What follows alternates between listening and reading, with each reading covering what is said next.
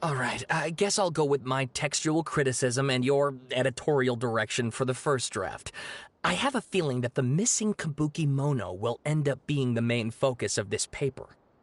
If only we knew where to find that traveler. From what they say about her, this seems like the kind of thing she'd know about. Oh, you're the traveler, you say? Hey, what's with that face? Don't believe us? No, of course I believe you. Actually, I first heard about your great exploits when I was still in Inazuma. This is my first time coming face to face with you and your mysterious silver-haired companion. I couldn't believe my luck, and out of force of habit, I started, examining the evidence. Sorry. Sawada, for the love of... Sorry, we don't get out much, so our social skills are kinda lacking. Traveler, I hear you've helped many people a great deal and been to many places. Would you be able to tell us about Tatarasuna? Actually, we don't know much about that place either. In fact, we only came over here because we heard you talking about it and wanted to learn more. I see. My teacher chose this area of research as a personal challenge. He said it's difficult to get into because even Inazumans don't know much about Tatarasuna's past. But who'd have thought that... If you don't mind, I'd love to show you all my outline for the book I'm writing about Tatarasuna. Hold on, Sawada. Don't you think that's a bit of a deep dive for a first read? Well, fair point. In that case, please ease yourselves in gently by taking a look at Akaba's latest essay draft. Let me give you some background. This all started with the discovery of some records in Tatarasuna. The writings mentioned someone by the name of Mikoshi Nagamasa, who crafted a fine blade. But in the end, he threw it into a fire to destroy it, and killed his servant Katsuragi. Why? Well, no one knows. Apart from the swordmaker, his servant, and the one who wrote this all down, the records also mention a Kabuki Mono. This seems to be an Inazuman word for an eccentric stranger, someone who dresses funny or acts in an unusual way. That's right. Akaba's teacher has spent quite some time researching these events on the ground. This Kabuki Mono lived in Tatarasuna for a while before disappearing without a trace. And shortly afterwards, as Akaba mentioned, things got pretty ugly. So first this strange person goes missing, then a murder happens? Seems kind of fishy to Paimon. Yes, my thoughts exactly. So I helped out too. I asked everyone I could think of if they knew anything about what happened back then. And wow! Did I get lucky! Stop shouting! This part's important. I just wanted to make it stand out. It just so happens that a friend of mine works at the Government Records Office. He looked into it for me, and I can now confirm that all the aforementioned individuals did, in fact, live in Inazuma over 400 years ago. Even back then, Tatarasuna was already at the center of Inazuma's smelting industry. The man in charge was a government official named Niwa. Curiously enough, it seems like he went missing too.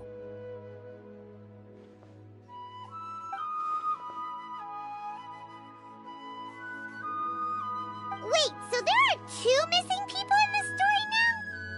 That's right! What's more, Niwa is a name with a lot of history to it. Have you ever heard of the great swordsmith clans of Inazuma? Oh, the swordsmiths? Yeah, like Ishin art and so on? Wow, yes. You really know your stuff. That makes things easier. So basically, this Niwa was a distant relative of the Kaidahara clan, the last practitioners of Ishin art. Something then seems to have happened in the Kaidahara clan, leading to their downfall. I don't know the details, but taken in light of everything else going on around that time, it makes you wonder whether it's all connected somehow. The Kaidahara clan? Sawada, you left out the biggest detail of all.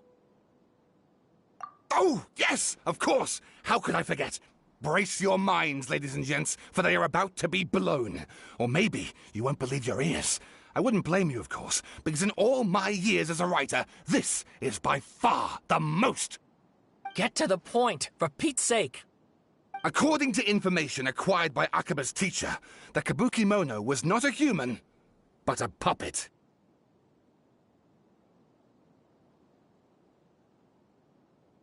A puppet?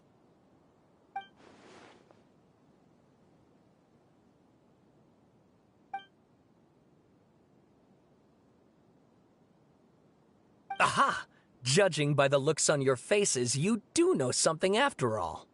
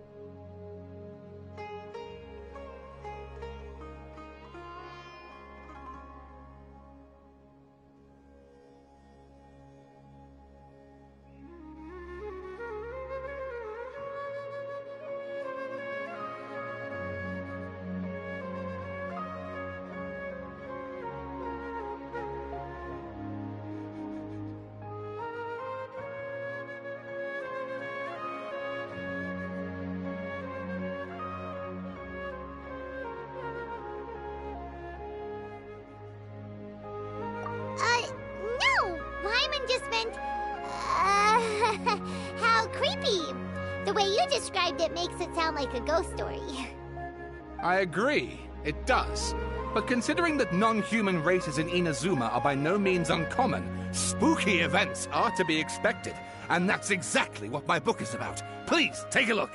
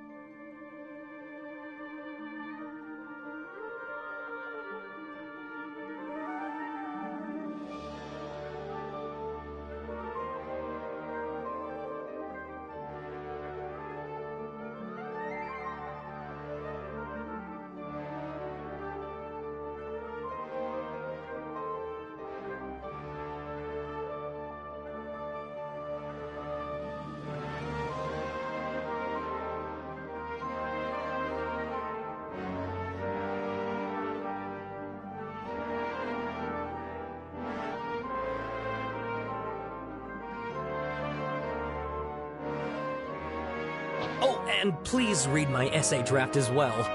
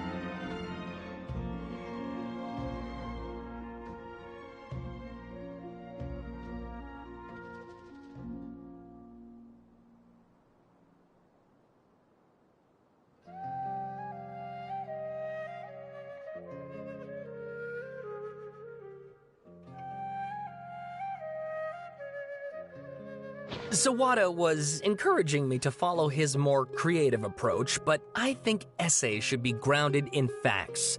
I don't think explaining everything away with mysterious forces will cut it.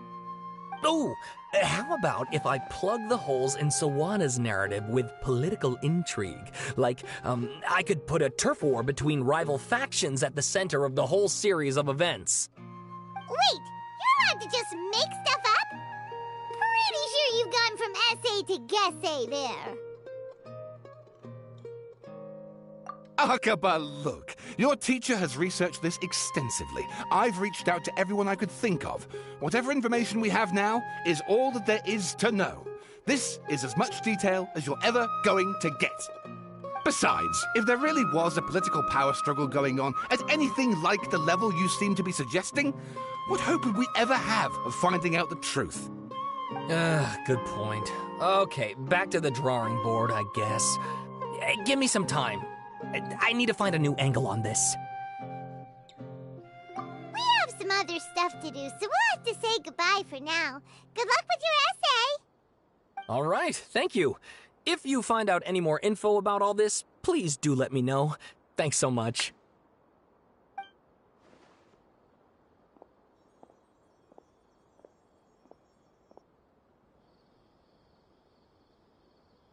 Hey, so that thing they were talking about, it has to do with the balladeer, doesn't it?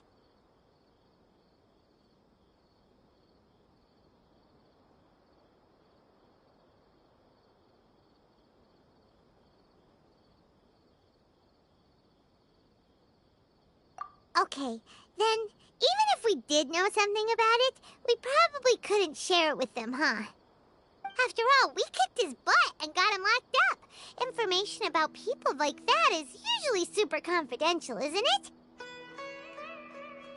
If you ask Paimon, Akaba should just pick a different topic. There must be as many essay topics as there are trees in the forest. There's no point in...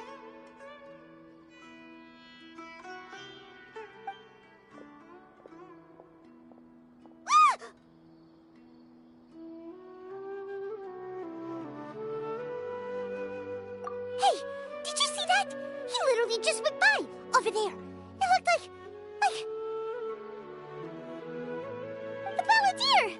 No, it can't have been. He got locked up. Oh, quick, let's catch up and see.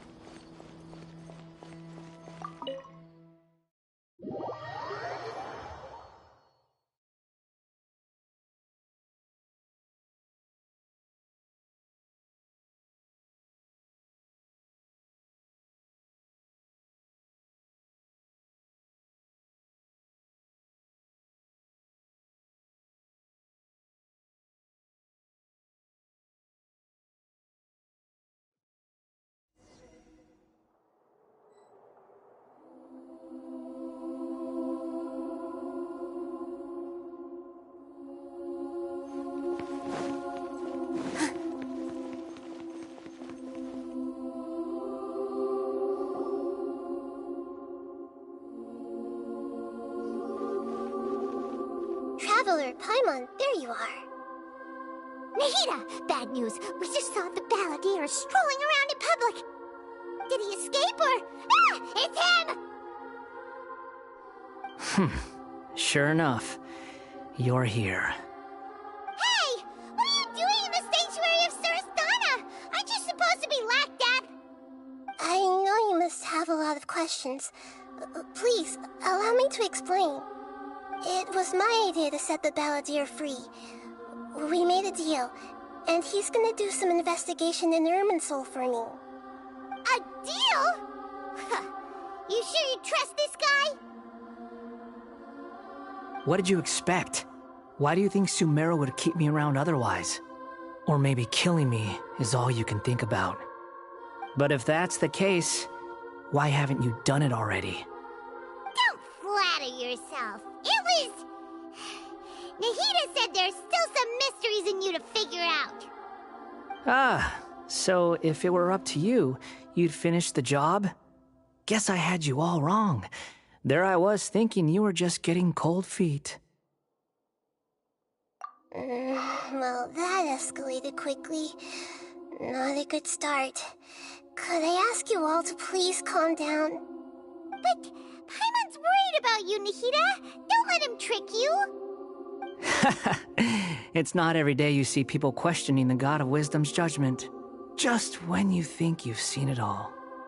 Don't you dare try to drive a wedge between us! As long as the terms are reasonable, I don't think there's a problem in making a deal. Even with the Balladeer. Well, I for one have no reason to doubt you. Considering you even struck a deal with the doctor. Yes, one in which I gained valuable information. You'll come to understand more about that in the fullness of time. The Balladeer's power was all but completely spent after your battle. He's no longer strong enough to be a strategic threat to us. That puts him in quite a precarious position. Plus, he's a former Harbinger with knowledge of many of the Fatui's sensitive secrets. Being stuck here in Sumeru could make him a sitting duck, depending on how the Fatui plan to respond. Wait a second. Former? You mean, he's not a Harbinger anymore? I take no pleasure in saying this, but it seems as if the doctor had no intention of welcoming back a loser, so... Sometimes it's you using them, other times it's them using you. Most human relationships are this way. Certainly all the stable ones are. That's how it was between me and the Fatui, and also between each of the Harbingers. So as long as you have some value to offer, nobody will ever abandon you. But after recent events, even I have to admit that I'm not worth quite what I used to be. Well, if the Fatui are gonna reevaluate my utility, I need to have a backup plan for myself. As we discussed, I don't like causing harm to living beings, and you said you need protection. So, why not join forces with us? I think these two have made their objection to that idea fairly clear, don't you? And they're your friends, so I guess you'll be siding with them. Yeah, obviously! Nahida, don't listen to him! Then let's put that discussion to the side for now. We still have time. Today can be a trial run. Where we go from here will depend on how well we manage to cooperate today. All right, then I'll do what we agreed. Good. Go now, and keep in touch. Nahida, are you serious about this? Yes. I have my reasons for this decision. In fact, I'm largely doing it for your benefit. Yes. As I told you once before, there's information about your twin in Irminsul. Oh, yeah. Actually, that's the whole reason we came to see you today. So, you have an update on that? Mm-hmm. You may remember me mentioning that the Fatui had not included your twin's details in the Descender category. This is an extremely important point. It's possible that the Fatui have other information that even I don't know about. And since the Balladeer used to be one of them, he'll be better acquainted with this information than I am. He was granted the power to connect with Irminsul when he almost became the god of a new era. Even though he no longer has the Gnosis, some traces of its power remain in him. He can still connect. The amount of information in Irminsul is vast beyond description. Sifting through all of it without knowing what to look for would take too long, even for me. So I asked the Balladeer to search in Irminsul for any information about the Descenders. He's more familiar with this kind of information, and should be able to find it more quickly. Exactly! Or what if... Paimon just doesn't trust him! He's treated us as enemies every time we've run into him! I understand. But sometimes, everything is dictated by which side you're on. How things will go in the future depends on what information he brings back. And Traveler, I know what your heart desires most of all. Our minds have connected several times before. There is a corner of your heart reserved for an intense longing. A feeling of being all alone in the dark, searching for the one candle whose light still burns. As Sumeru's deity, it is my responsibility to be on guard against the Balladeer. But as someone who counts you as a friend, I want to do something for you. If this deal with the Balladeer can give you the answers you've been longing to find, then it's worth it. It's my pleasure, really. You're Sumeru's hero. You've more than earned it.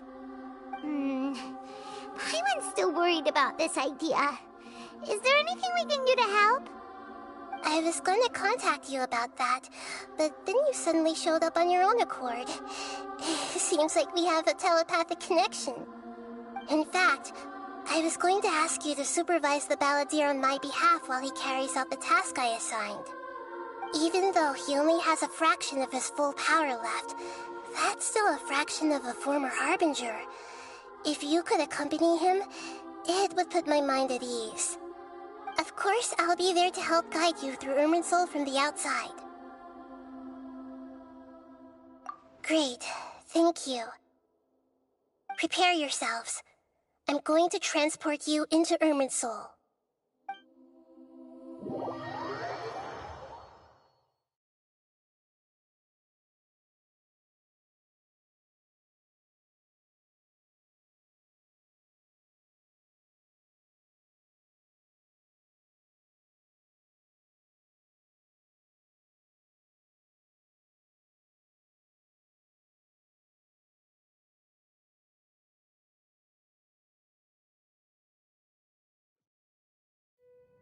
Wow, it looks pretty different here compared to last time. The colors are gentler. Guess that must be because Sumeru's at peace now.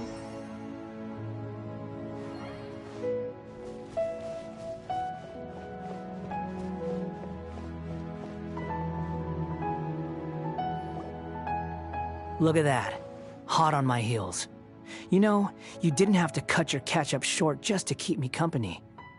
Oh, but I guess you panicked when you realized that I might enter Irminsul ahead of you.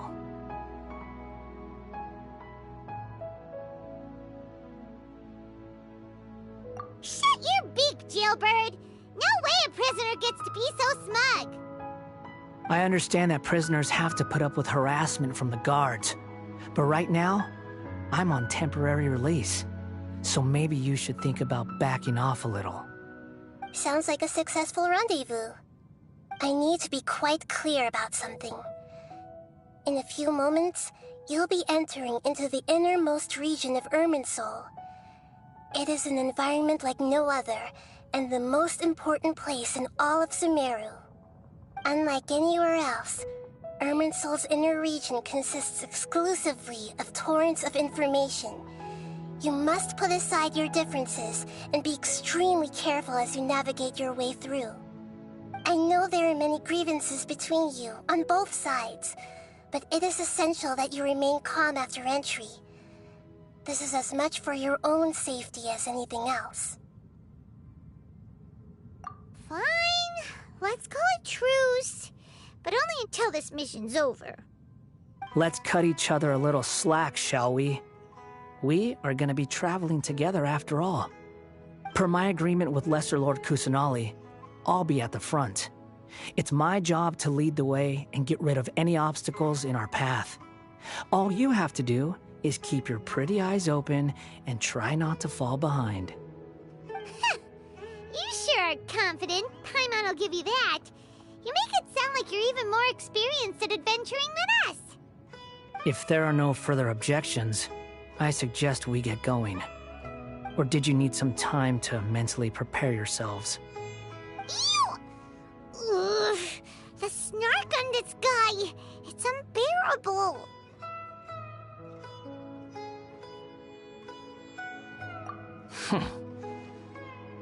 We can start now. Irminsul access granted. Initiating connection procedure. Is this a small sapling? Oh, darn it!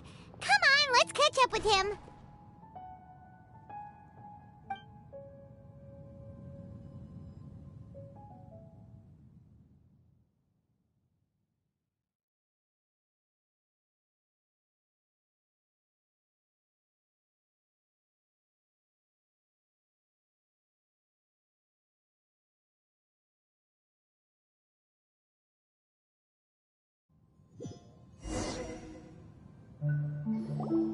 Wow!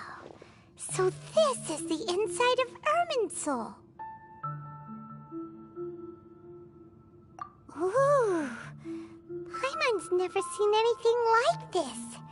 And it feels like a sacred place. Irminsul is closely intertwined with the entirety of Teyvat. Every bit of information flowing here means something. Pick your jaws up off the floor. It's time to go. Why is it that Paimon just wants to do the opposite of everything he says? Lesser Lord Kusanali, we will now proceed to the heart of Irminsul.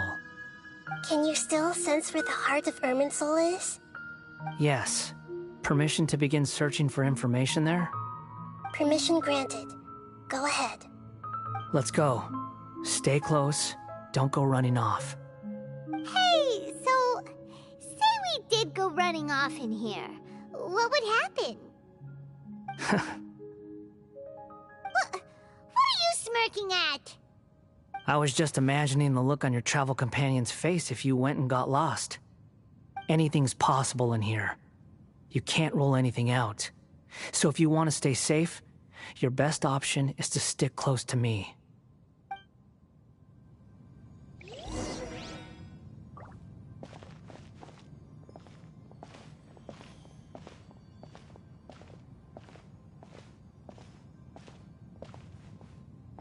These sapling things have spread out. Those are all packets of information from inside Irminsul. Be careful not to touch them.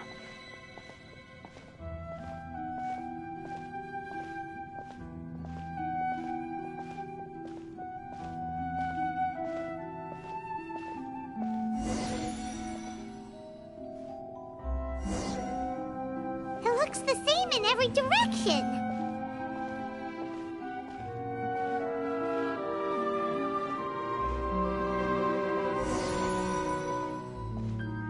No wonder he mentioned about getting lost. Huh. What do you know? He was actually telling the truth. Is he mocking me again? What is it this time? There's a time and a place to lie, but this definitely isn't it. So why don't you relax your guard a little?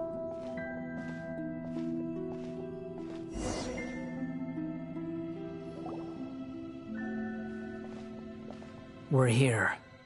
What a huge tree!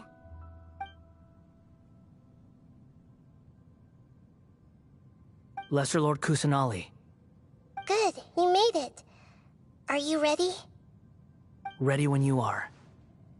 Then please begin. Preparing to access cognitive currents. Establishing waypoint.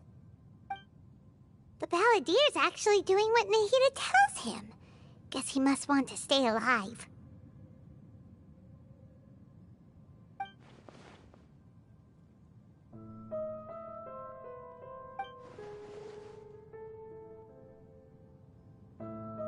The rest is up to you. If you discover anything at all, make sure to share it with us. Will do. Huh. For once, we're the ones with nothing to do. Traveler, Paimon, would you like to talk?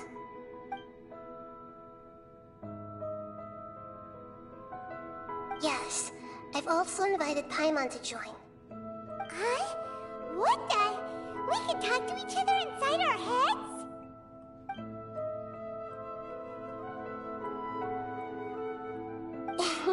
That's part of it. Plus, we're all friends. There's nothing wrong with us talking like this once in a while. Paimon's never tried this before. This is great! So, Paimon's been wanting to ask you something. Don't you think the Balladier's a bit of a walking contradiction? He's always talking back, but he seems to listen to what you say.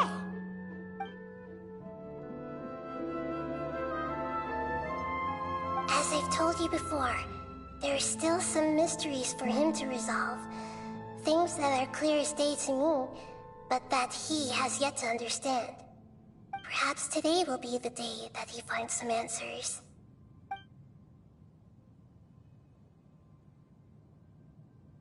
Well done. Smart and attentive as always.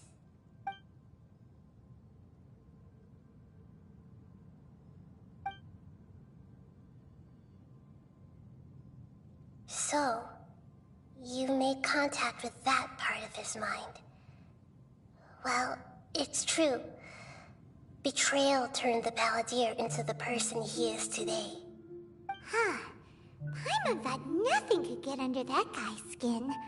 Turns out, he can get hurt and angry just like anyone else. Everyone has a history, Paimon. Even if you're a puppet created by the Electro-Archon. Speaking of puppets, we ran into two people at the Academia today talking about an essay. Turns out their topic was about the Tatarasuna incident. Nahida, do you know anything about that? If you mean the mysterious events, the Kabuki Mono and so on, yes. I know about all of that. Really? Because from what they were saying, it sounded like lots of Tatarasuna's history is still unexplained. And most of the information we have now is just from people filling the gaps with their imagination. At least that's what they thought. Oh? How interesting. Those two managed to deduce quite a lot through guesswork alone. So the Gesse got it right? Well, they guessed right about one thing. Tatarasuna was sabotaged. Must be a riveting conversation you three are having. Funny how all the good ones happen when I'm not involved. What makes you think we're talking to each other? Don't insult me. You're having a private conversation without me. Obviously, I must be the topic of said conversation. Of course you do. You can't have your prisoner knowing too much. So, have you found anything yet? Still looking. Don't get your hopes up, though. You and your twin come from outside this world. It wouldn't surprise me if there was nothing on either of you in Irminsul at all. Wait, how did you know about that? Did Nahida tell you? It's not like we've never met before. And anyway, you're world famous. It'd be more surprising if I didn't know a few things about you.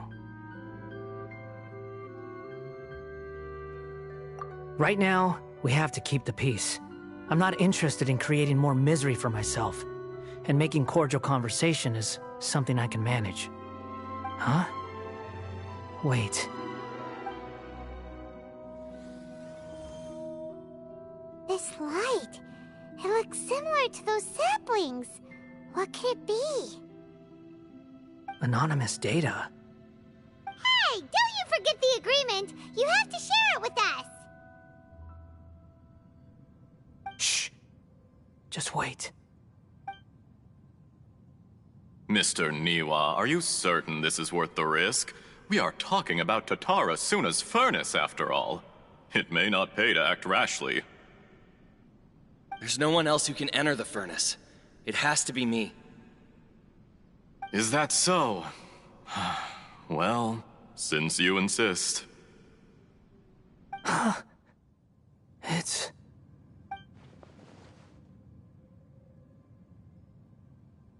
Whoa!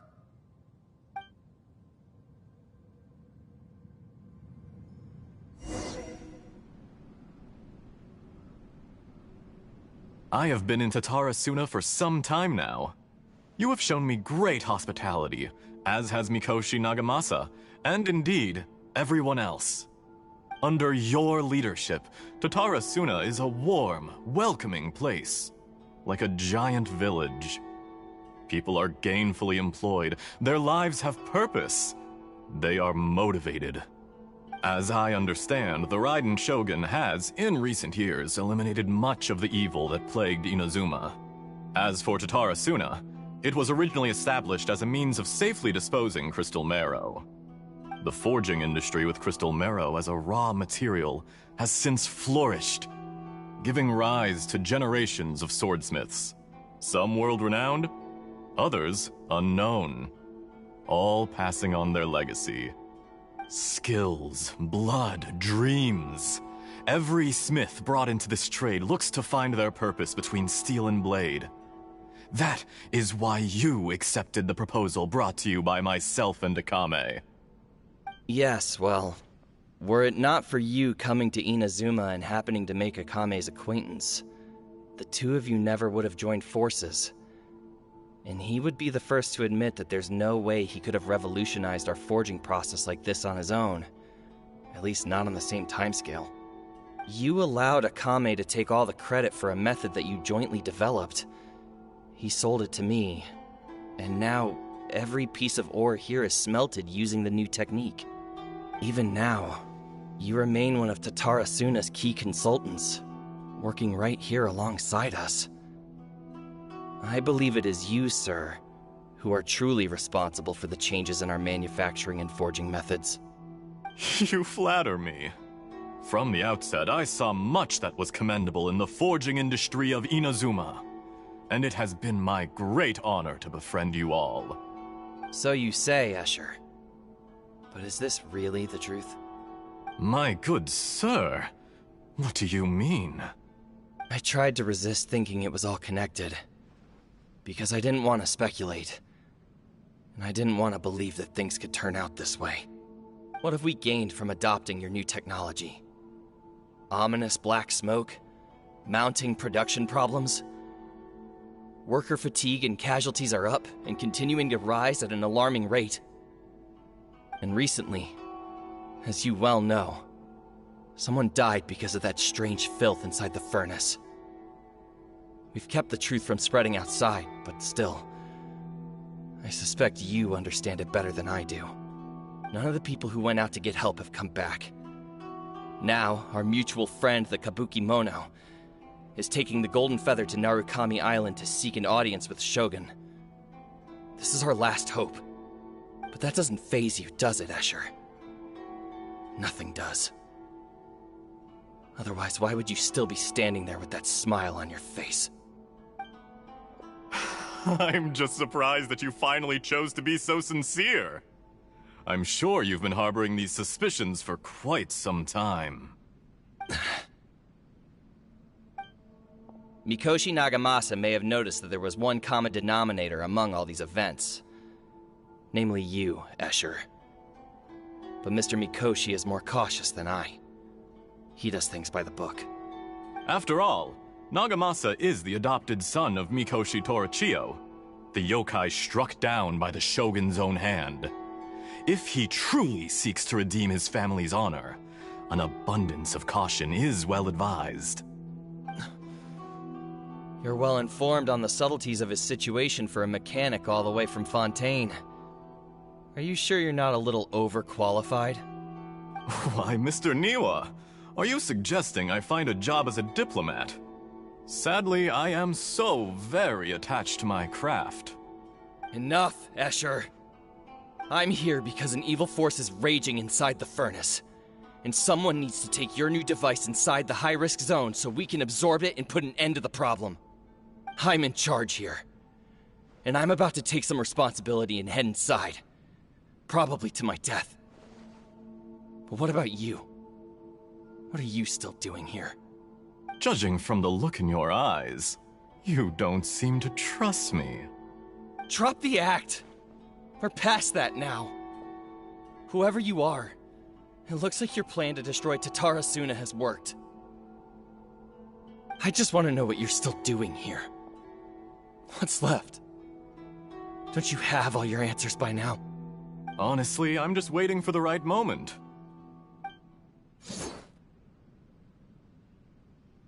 A moment like this, where you finish talking and I stop you from entering the furnace. You...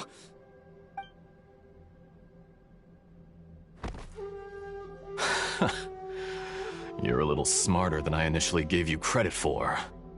I thought I'd disguised myself exceptionally well, at least for the first few days. But to my surprise, you had your people look into my background right from the start. It's a long journey from Inazuma to Fontaine, but that didn't stop them. Eventually, they managed to confirm that Escher was an alias, and that I was not from Fontaine at all. And yet, despite all of that, you still fail to realize my true identity, and what I seek in Tatara Suna. Did you really think you would be able to see through my plan? If you kill me, there's no one who can get inside the furnace. So you're really going to destroy this place? Is that it? Oh, but you're quite wrong. There is one other person. Some may not see him as a person, but you told him yourself. You're not a puppet. You're a human. You're just missing a heart. Whoever you're working for won't get away with this. They'll be found out. But this makes no sense. What are you really trying to accomplish by all this? Why go to all this trouble? It's no trouble at all. Patience is a virtue which I have in abundance. This is all part of a carefully controlled experiment. If you must know, I'm happy to divulge my true identity. I'm a Fatui Harbinger. Call me the Doctor. The Fatui? Who?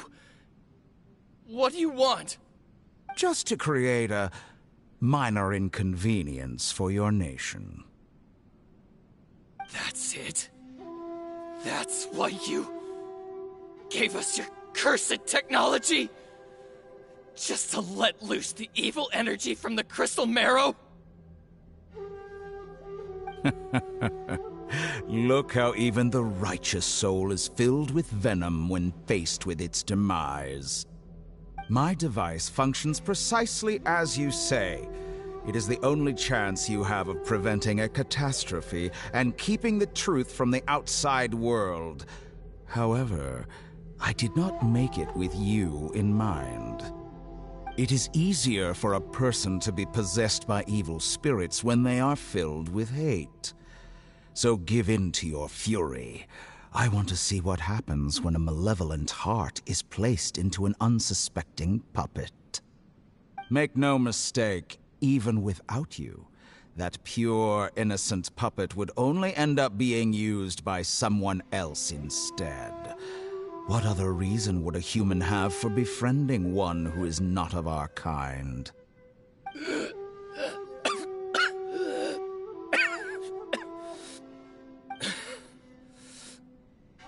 If you give him my heart, tell him that both Nagamasa and I see him as one of us. He has nothing to prove to anyone. Because not everyone just wants to use other people. The only ones who think like that are people like you. What a beautiful way to see the world. It almost makes me feel a little guilty. Then out of respect for you, I shall redefine myself.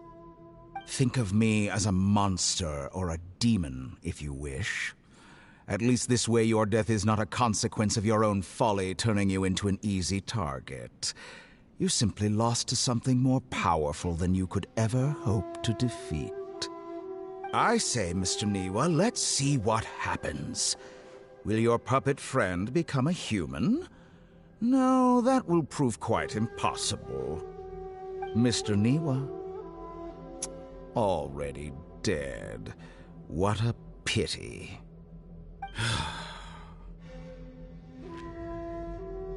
Jester, I have completed the task you gave me. Creating a gap and infiltrating Inazuma's inner workings. What fun it was. I'd like to introduce a puppet to you. If he proves useful, let's make him our newest comrade. And if not, let's turn him to dust.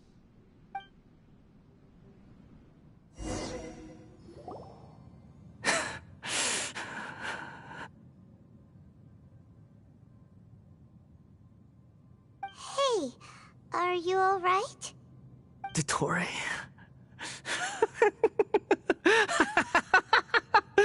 Dottore!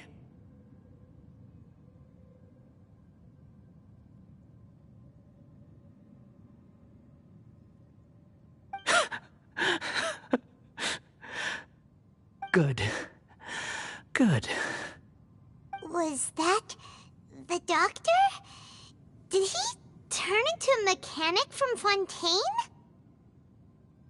But why did we see things from his perspective? When I touched the doctor to confirm whether he'd eliminated all his segments, I read this memory in his mind. You have to admit, it must be the truth. Maybe so, but it means nothing. Does it? But this memory shows that Niwa didn't betray you. He never meant for you to be the one to take the device into the furnace. You know very well what that means. Even more so than I.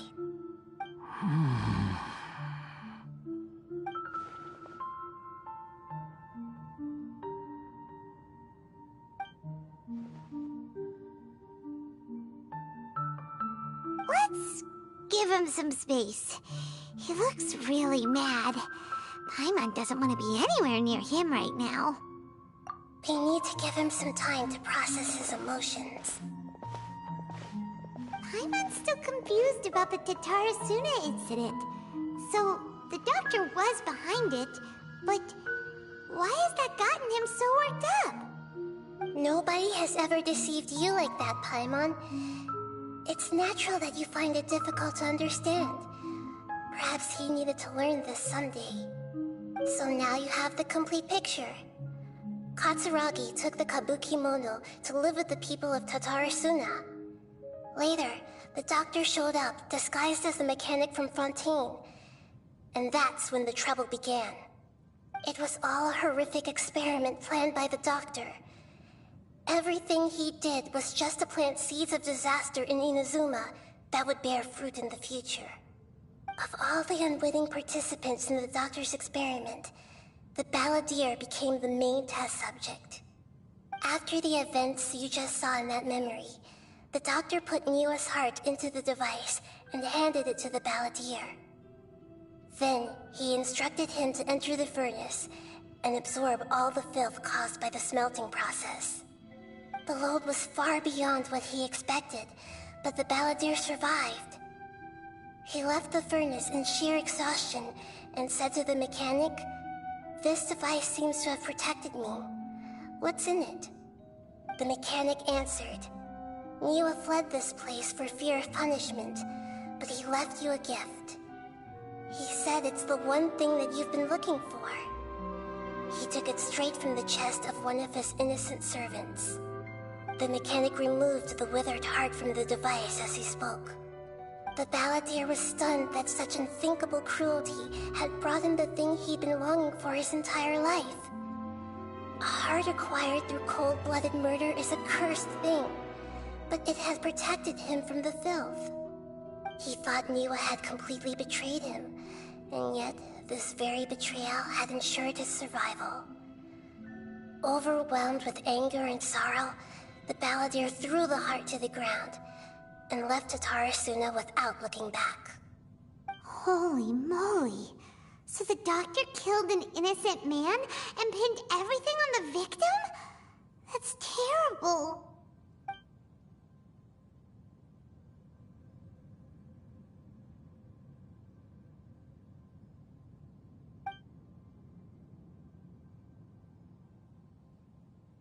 Yes. Only if he understands this can he choose a new path forward.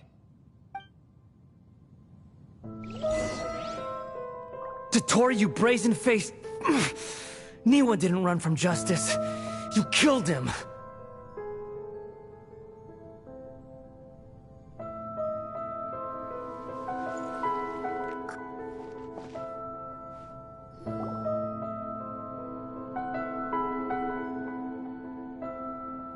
Shall we see how he's doing?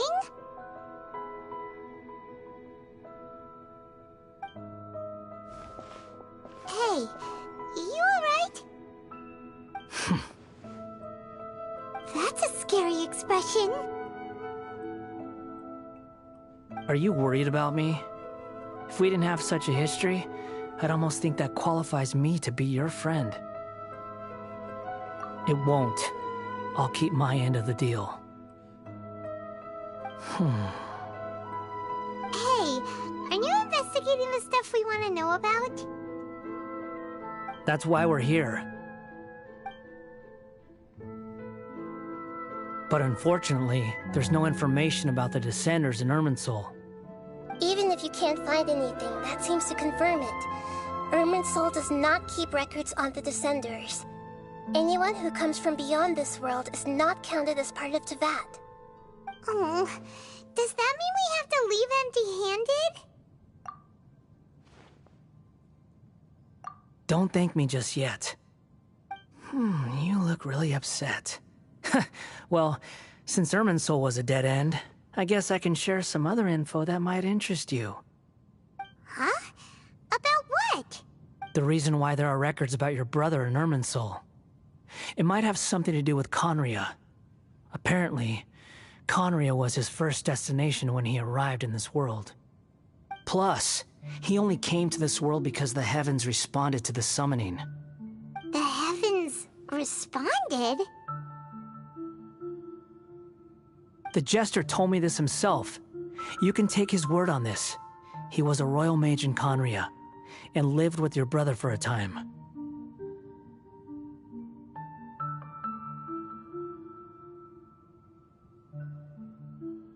I don't know the details.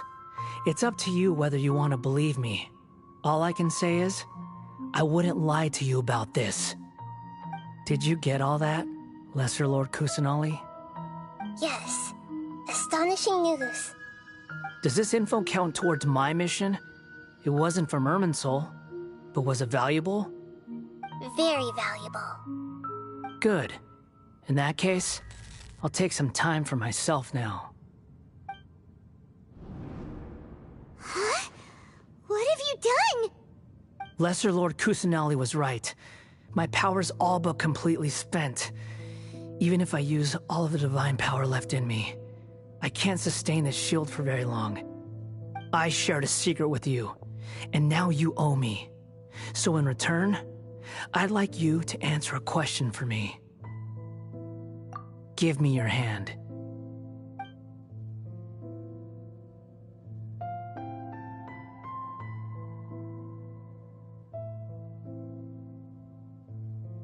Can you hear my voice inside your head?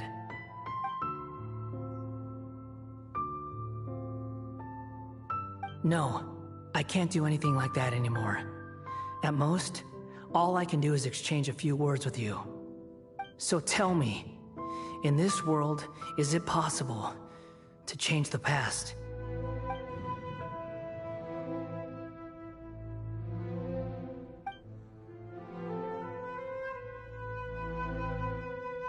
Done. Huh? What the? What happened? Paimon only saw you hold hands for a second. Nothing. I was just thanking her for helping me.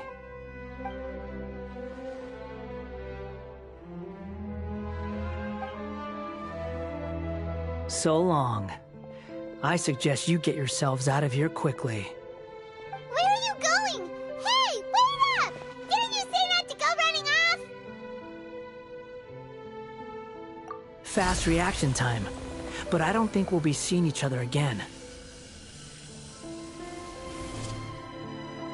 From this day forth, the names Balladeer and Kabukimono will cease to exist. Those who died in Tatarasuna because of me deserve another chance at life. Hey, Balladeer! Don't do anything stupid! You know, I never did like insects. Hordes of the puny things swarming together can be a real nuisance. And I enjoy nothing more than to stamp them out like the pests they are. But if a colony of harmless ants isn't threatening anyone, I guess they deserve to be left alone. Luckily, everything can be set right. It's time to solve this once and for all. Balladeer! Balladeer!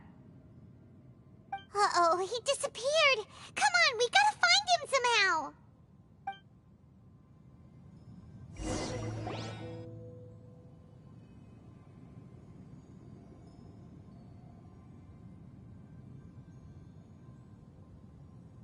Oh no, he's really gone. Oh, can you hear me? Nahida! Traveler, Paimon, Balladeer, what happened just now? I was suddenly cut off by some kind of power. It was the Balladeer's fault. He shut you out.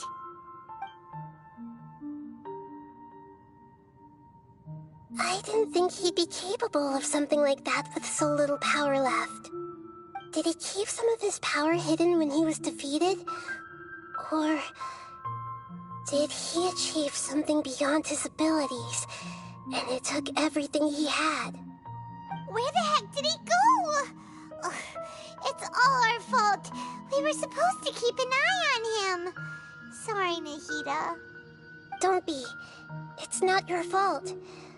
Please, let me handle this from here, even though I'm not sure I can solve it. We're running out of time. Follow my lead and get out of Irminsul as soon as possible.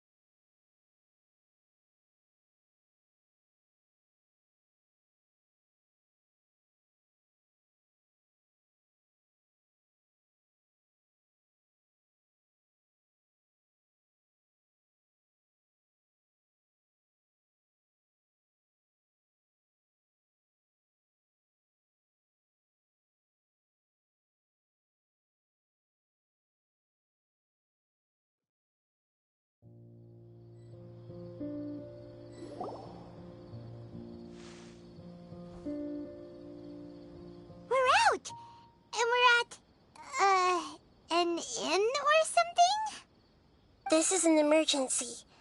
I'll have to ask you to stay here for now. Everything's arranged, and nobody will disturb you. I'm sorry, but this isn't something I need your help with. Leave this one to me. An emergency? How bad is it? Nahida, will you be okay? Don't worry. If my assessment is correct, though there may be some minor disturbances, it won't lead to a disaster. Please rest and recover your strength here until I say it's safe. Her voice has gone.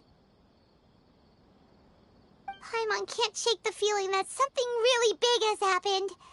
What do you think the Balladeer meant? And why did he suddenly grab onto you before?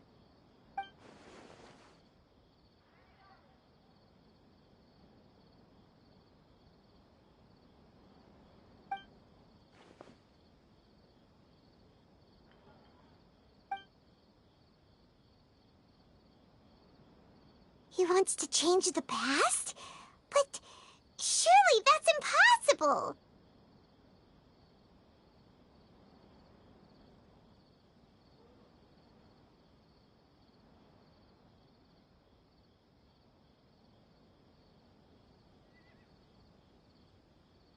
Right! You can't just rewrite history! All that stuff happened already in real life! It's like, imagine Paimon drank all the water in this inn. Even if no one was there to see it, Paimon would sure as heck remember drinking it. So, why does Paimon still have a bad feeling about this? Paimon can't help but feel scared about what he might do. Oh, Paimon's so confused. Huh? Ah! Sorry, Paimon accidentally... It's the Balladeer's fault for causing Paimon all this mental stress. But erasing yourself from history? It's unthinkable. Is that really possible in Irminsul? Uh-oh. Paimon's head is overheating from trying to understand what he's up to. And it's still not working. Ugh! Paimon's had it with that little brat. He's been nothing but trouble ever since we met him. There's no way he'll actually succeed, right? Otherwise, won't everyone who's connected to him be affected too?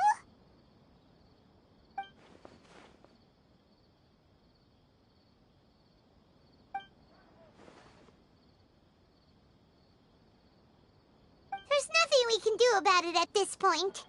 Hey, have you got any ideas on what we should do next? Seems like now there's nothing left for us to do but to go to sleep. But Paimon's still so worried. Paimon won't... So, how about... we list all our favorite foods to take our mind off things. Heck, if that doesn't work, Paimon's probably gonna collapse of anxiety here. Alright, Paimon will start. First dish. Munstack grilled fish. Oh, and chicken mushroom skewers. Tea break pancakes. Cream stew. Sauteed matsutake. And Drayon chili chicken. Almond tofu. Satisfying salad. Oh, also Adeptus Temptation. Golden shrimp balls. Triple layered consomme. Lotus seed and bird egg soup. And...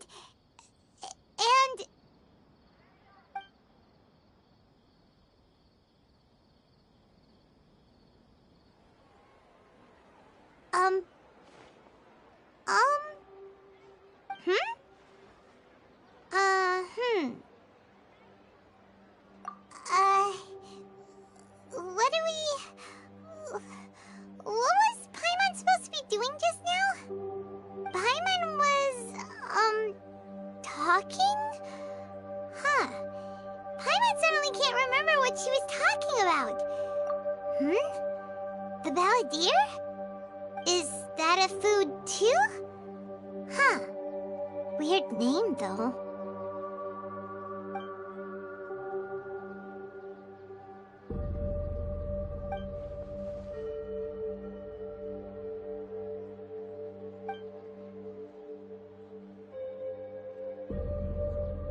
What's wrong? Your eyes are like saucers. Was it something Paimon said? So, the Balladeer. Is that someone's name? 'Cause it sounds like a nickname or something.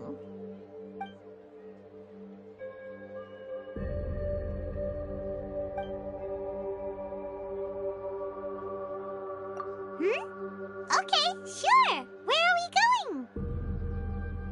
Huh? Fine by Paimon, but is everything okay? You're acting like this is an emergency.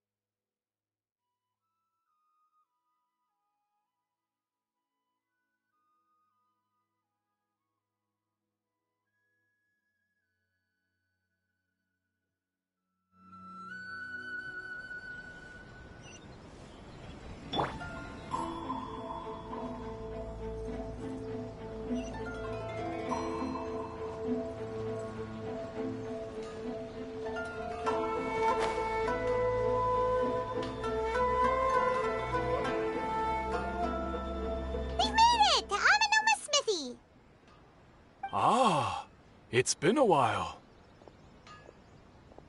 Of course. Go ahead. Oh. Now there's a question I wasn't expecting. Very well. I'll tell you what I know once more. The once renowned Raiden Gokuden, comprised of 5 branches. Amenoma, Futsu, Ishin, Hyakume, and Senju. The art of forging practiced by these 5 clans was first taught to them personally by the almighty Shogun. Over time, the 5 branches diverged from one another as generations of bladesmiths honed and perfected their craft until they became 5 distinct traditions. Most of the great swordsmith clans of old have since fallen into decline, and for a long time, only the Amenoma branch kept its art alive. But fortunately, Kaedehara Kazuha recently returned to Inazuma and took up the mantle of the Ishin art. Now, 2 clans remain of the original Gokuden 5. If my memory serves me right, you yourself were present when he forged the Ishin blade. Oh, yeah, we were! Paimon remembers that now. We learned a bit about the decline of the Raiden Gokuden then, too. It seems like such a shame. That, my friends, is a tragic tale indeed. In fact, this was not made known to me for most of my life. All these years, I knew of those great clans' demise, but never the cause. Only recently, when the question was on my mind, did I ask Kaedehara Kazuha about this. He told me that, as we are both heirs to a branch of the Raiden Gokuden, it was right that I should know the truth. There is no harm in telling you, but I must warn you. It is a dark and sorrowful tale. The Raiden Gokuden were the targets of a murderous rampage by a vengeful bladesmith. Vengeful? Why? 400 years ago, so I'm told, there was a catastrophic malfunction in Tatarasuna's furnace. One brave swordsmith heard the commotion and chose not to flee. but he rushed to the scene, hoping to prevent a disaster. Tatarasuna was home to a state-of-the-art forging and smelting operation in that day, and overseeing it was the armory officer. His surname was Niwa, though he had family ties to the Kaedehara clan. Knowing that they had just one chance to save countless lives, Mr. Niwa and the swordsmith leaped together into the furnace. The furnace quickly stabilized, but neither of them made it out. The smith's death, though heroic, dealt a devastating blow to his family's fortunes. His orphan son was left to fend for himself, and grew up deeply resentful at the world. In his heart, the whole of Inazuma was culpable in his tragedy. He hated the almighty shogun for her apparent indifference towards his father's death, and he hated everyone who had done nothing to try and save him. Powerless and destitute, the only legacy he had to pass on to his children was his hatred. Generation after generation bore this grudge, living in utter misery. Alas, if only the story could have ended there. But 100 years ago, the then head of this family reached the end of his wits. He could bear their fate no longer, and yet he could do nothing to change it. Finally, he made a drastic decision to take revenge on the Raiden Gokuden. In doing so, he sought to vent his pent anger and shake the very foundations of Inazuma's forging industry. In his fury, he murdered indiscriminately, killing even bladesmiths from the Hyakume clan which he belonged to. His goal was absolute, the devastation of all of the Raiden Gokuden. But when he came to the Kaedehara and Kamisato clans, his killing spree came to an abrupt end. He failed to catch them unawares. They fought back fiercely, and they did not spare his life. That is why the Kaedehara clan and their Ishin art survived that day. I suppose they were the lucky ones, under the dire circumstances.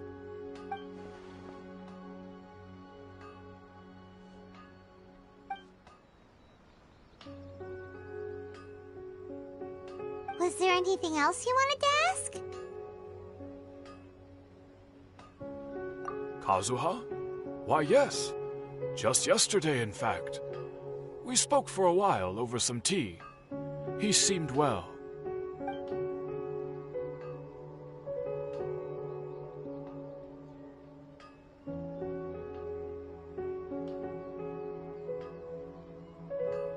My pleasure.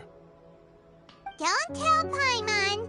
There are other places you want to visit too, right? Your expression says it all. You can't hide anything from Paimon.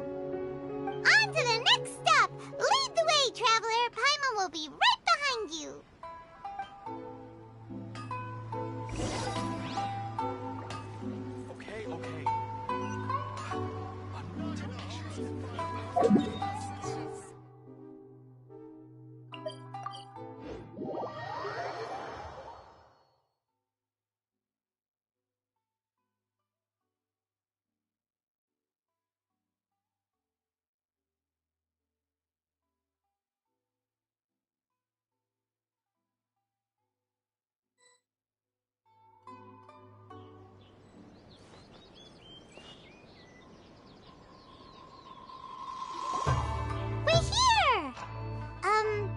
This is the Yashiro Commission's headquarters, so...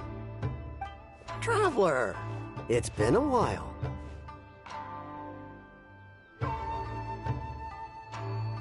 If you're looking for the Commissioner and Miss Kamisato, I'm afraid your timing is unfortunate. They're not here right now. Are they out on business? The Commissioner is out on business, and Miss Kamisato is standing in for some meetings in the Commissioner's place. If it's urgent, you're welcome to wait inside until they get back. What do you think? Shall we go in?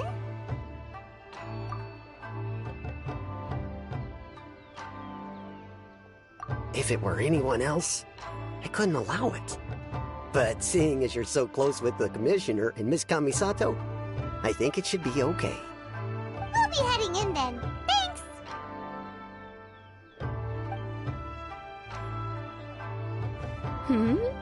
Hello, dears.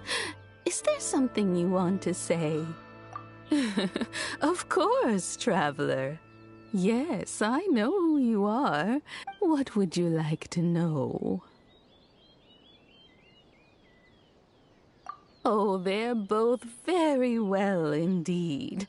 Lately, Miss Kamisato has been rather busy attending all kinds of meetings and occasionally paying visits to some local organizations on the Commissioner's behalf. As for the Commissioner himself, well, you know, busy as ever. That much hasn't changed. Although, he does seem to be in a rather good mood these days. So pretty much business as usual in the Yashiro Commission, huh? Very much so.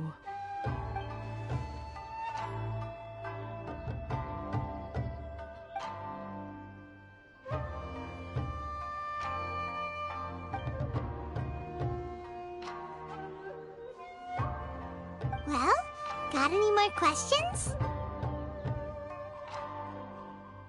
You're very welcome. In fact, I would love nothing more than for you to come and visit more often. But I'm sure you must be far too busy to have time for that. Miss Kamisato talks about you all the time. She seems so thrilled to have you as a friend, and she's always saying how talented you are and how much she admires you. I must say, many things in Inazuma seem to have taken a turn for the better since you arrived here. So you're not just Miss Kamisato's knight in shining armor, you know. You're a hero to us all. I mean it. Whenever the Commissioner dines at home, Toma always joins him. I always find myself at my most relaxed when I'm serving the two of them and listening to them chat away. The Commissioner has such a busy schedule that he doesn't always have the chance to take his meals at home, but given the opportunity, he always prefers to dine here. They say it's because Toma's a much better chef than most. Oh, the Commissioner is so fond of home comforts. They get to talking about you sometimes, too, you know. Always with a very fond tone. The way one would talk about dear old friends around whom one can truly be themselves. Miss Kamisato occasionally joins them as well. Whenever the whole family gets together and they start talking about people they've met and experiences they've had, you always get a mention.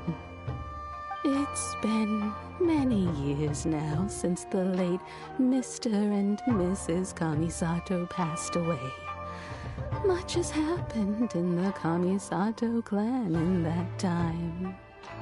As someone who is old and gray enough to have watched their son and daughter grow up, it makes me so happy to see them meet a dependable friend whose company they enjoy so much. So, in the future, if you ever do have the time, please know you are always very welcome at the Yashiro Commission headquarters. There will always be at least one old lady who would be delighted to have the pleasure of your company. Wonderful. Thank you. Haima likes it here, too. Also, you were saying something about the food here being really great. Paimon's itching to try it. We may just have to invite ourselves around for dinner sometime. Paimon meant we should come pay a visit again real soon. Ideally around dinner time. Of course. You're always welcome. Alright, goodbye for now. Where are we going next? Great! Goodbye, ma'am! Don't worry, we'll see ourselves out. All right, then. Take care now. Hope to see you soon. Oh, are you two leaving already? Yep, everything's taken care of now. Don't worry. Very well. Safe travels. Goodbye.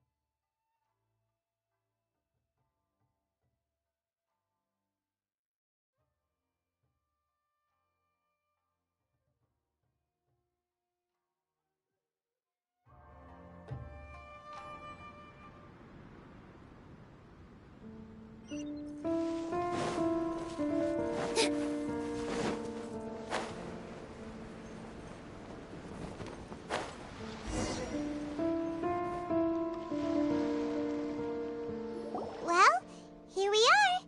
But what are we looking for? Something or someone? Do my eyes deceive me, or is that the Traveler and Paimon? Xavier, what are you doing here? I was in the general area, and now I'm in this specific area. There, that's me. So what about you two? We have some questions and thought you might be able to help. Certainly do. I've researched the furnace here in some depth. If there's anything you want to know, just ask away. Like the back of my hand. Make no mistake, I have been here a good many times before. Not only that, but I've met people in Inazuma whose families used to live in Tatarasuna years ago. They said it's all true, the history here. Oh, well, it's a long story, don't you know? The tale of Tatarasuna starts a long time ago. I'm told that its history is one of the most foremost forging and smelting operations in the nation, goes back around 1,000 years. Still, the furnace has had a couple of serious maintenance issues along the way. A couple? When exactly? One was just in the last few years, the other was several hundred years ago. A fun fact, I'm not the first Fontaine tech guy to come and work on it either. There was a guy back then, too. They say he was a mechanic who consulted on a technology upgrade. It seems like the technological collaboration between our two nations goes back a long way. How about that?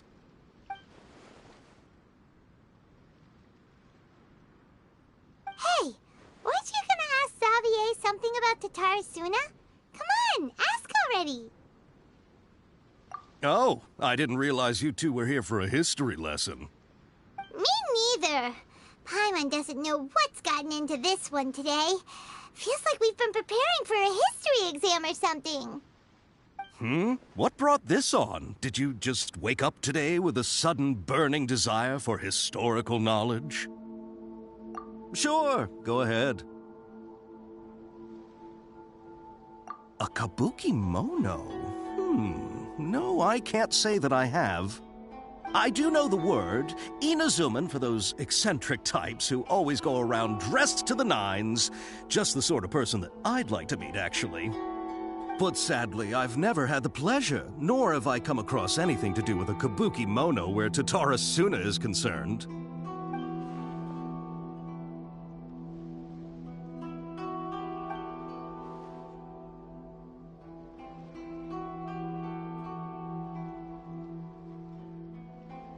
Of course! Don't mention it. Oh, we're leaving?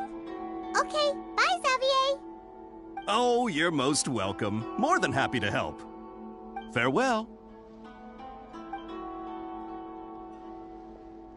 Looks like you got all the information you're looking for. Sure, but what's up with you today? Whatever it is, it seems like it's really troubling you. Keep your smile, Spinal Crocodile. No matter what happens, Paimon will always be there for you. Hey, don't mention it. All right, let's head off and go meet Nahida.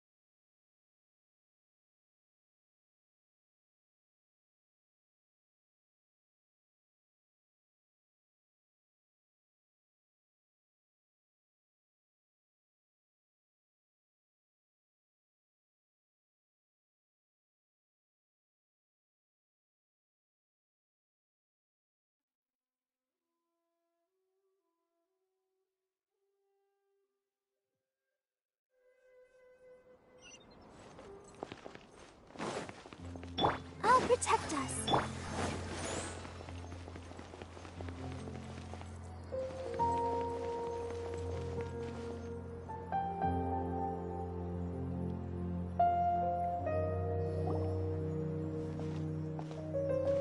Hey, it's them!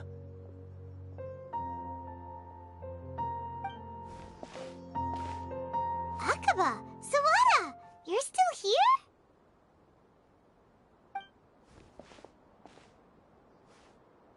Indeed we are. If you have a moment, we'd love for you to join us once more. We have time. What do you want to talk to us about?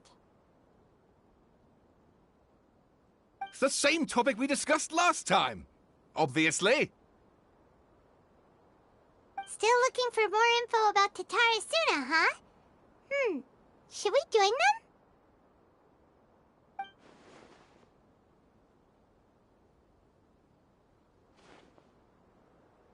Unfortunately, we haven't made any real progress. Huh?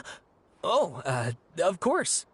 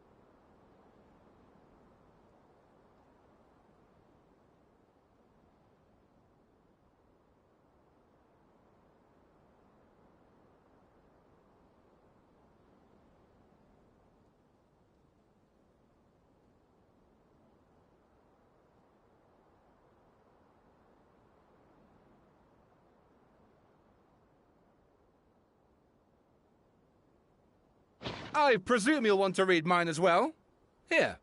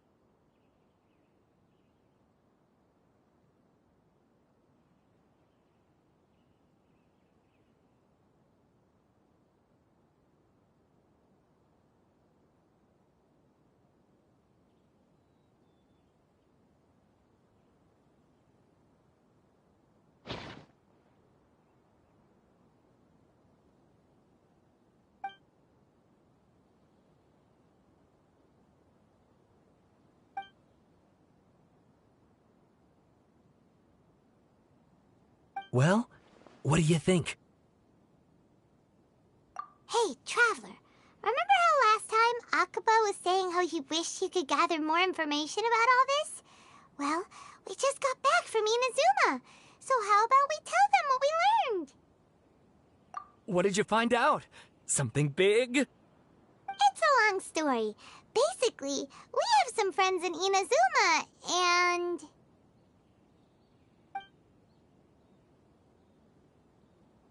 Wow, so many new details. Thank you so much for sharing that with us. Well, well, so it all comes down to one man's desire for revenge. Huh. You heard this from a member of the Armanoma clan, you say? Then I guess it must be true. Ugh. So there's no ghost story here after all. This new information actually lends further credence to my hypothesis.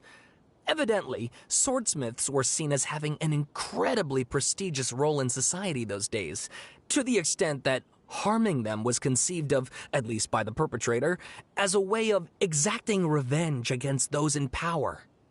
Yes, okay, point taken, you were right. But that doesn't mean I can't carry on with my novel. And they're back at it. These guys are really into this.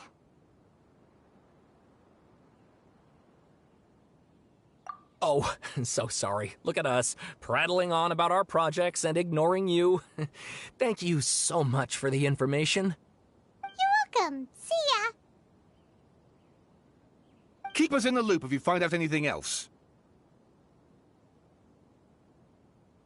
Will do.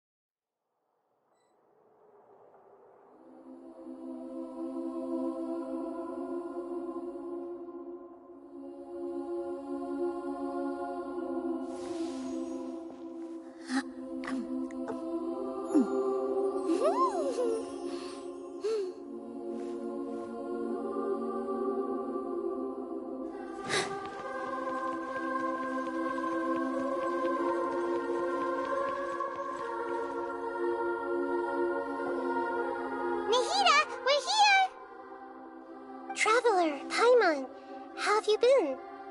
Ugh, where to start? Paimon hasn't had a moment's rest this whole time. That night, we ended up chatting and chatting until suddenly the sun was up. And then she decided she wanted to go to Inazuma. The Balladeer? This sounds like some kind of code name.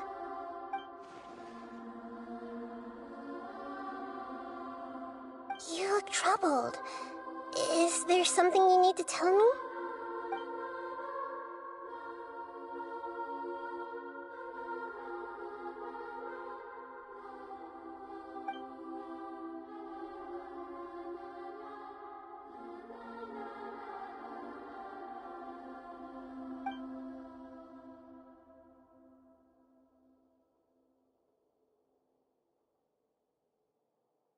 Traveler?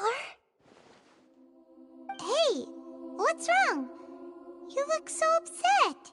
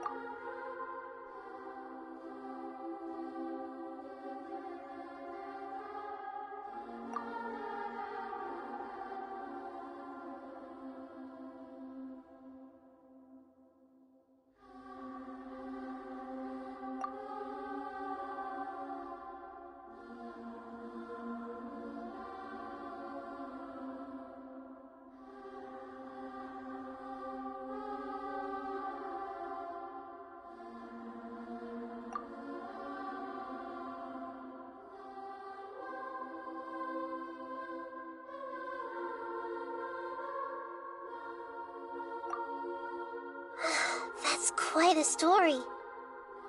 So, this puppet known as the Balladeer erased himself from Irminsul, hoping that he could change the past.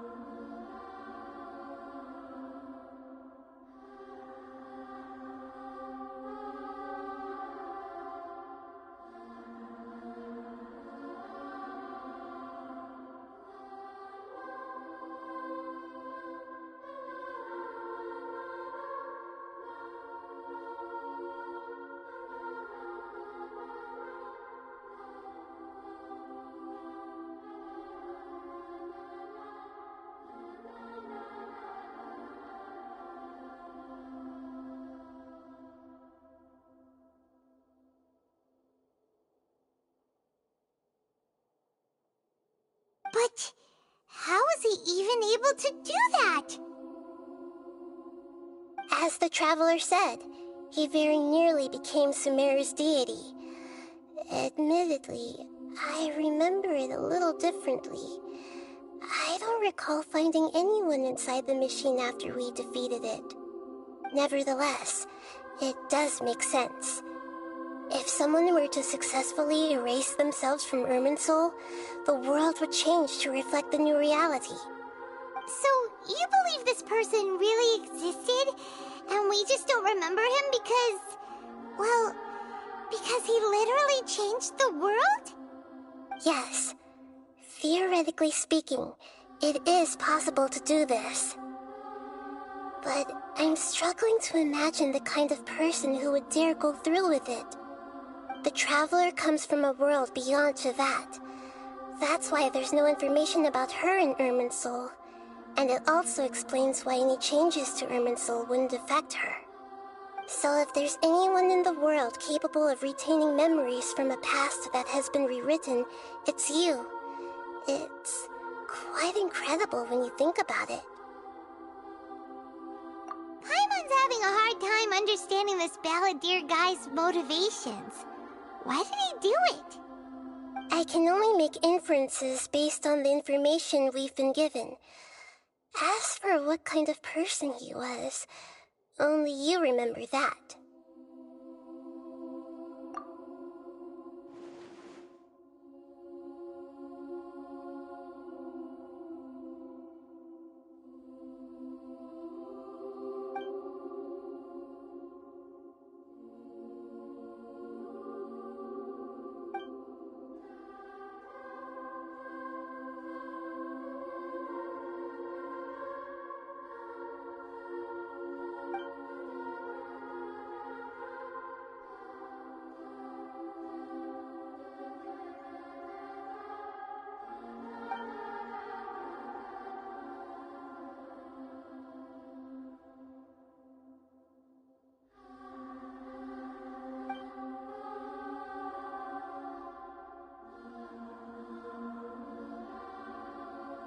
Something else worrying you? Something that you can't share?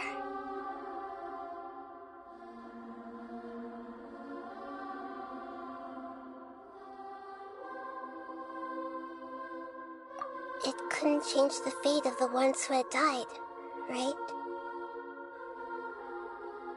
Once the Balladeer realized he hadn't been betrayed after all, it must have completely changed his view of the people of Tatarasuna. Now he saw them as friends again. He couldn't keep hating humans after that. And if he thought there was a chance he could save his old friends, it would be hard not to try. This story makes sense, every part of it. The balladeer tried to achieve godhood with the doctor's help. He was unsuccessful, but retained the power to connect with Irminsul. That power then enabled him to change what was recorded in Irminsul and erase himself, even though he didn't have much strength left. Yeah, it does make sense, but it still ended in tragedy for his friends. It just feels so hopeless. He gave everything to do this, but it seems like he got nothing in return.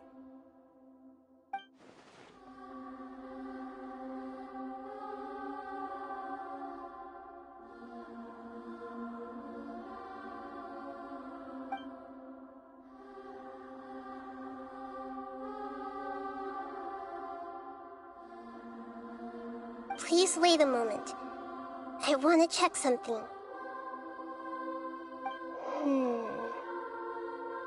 Found it. This should be the one. It turns out that I have a strange way of confirming everything she has told us. What is it? A record from a personal collection. It was tucked away in a corner. You should take a look.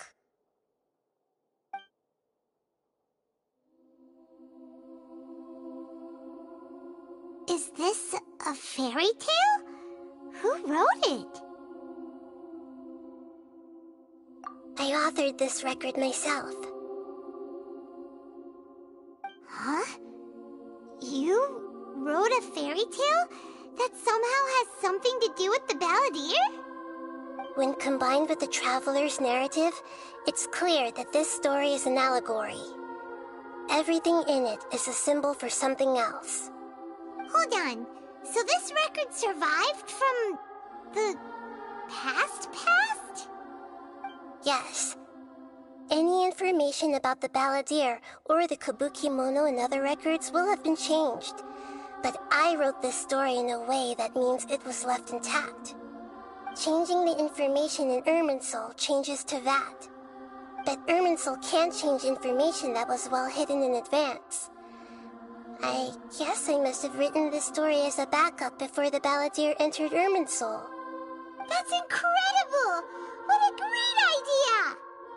And sending the traveler into Irminsul with the balladeer must have been a further precaution. I knew she'd remember everything. This story is abstract enough that it still resonates with the present information recorded in Irminsul. But if we connect all the different pieces together, the true story that emerges is the one she told us, the now erased life of the balladeer.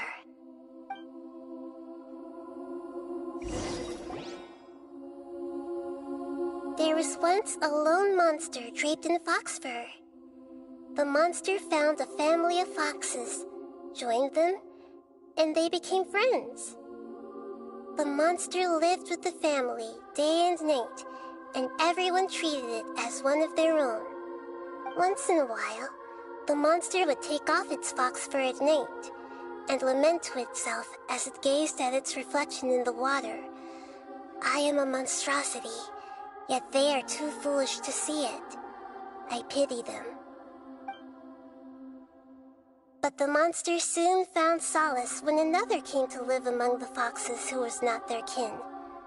A kitten, carved from the wood of a white tree who had been abandoned by the humans. The kitten too wished to become a fox, but its tail was too slender and it could not grow a coat of richly colored fur. Yet when the other foxes saw this, they spoke words of comfort to the kitten. Even without a tail and fur like ours, you are still one of us. Furious at this happy resolution, the monster lit a fire on the mountain. The terrified animals panicked as the fire spread. The only way to extinguish the flames was to make a sacrifice. a gray fox stood up and addressed the monster. It said, "You are the cleverest among us.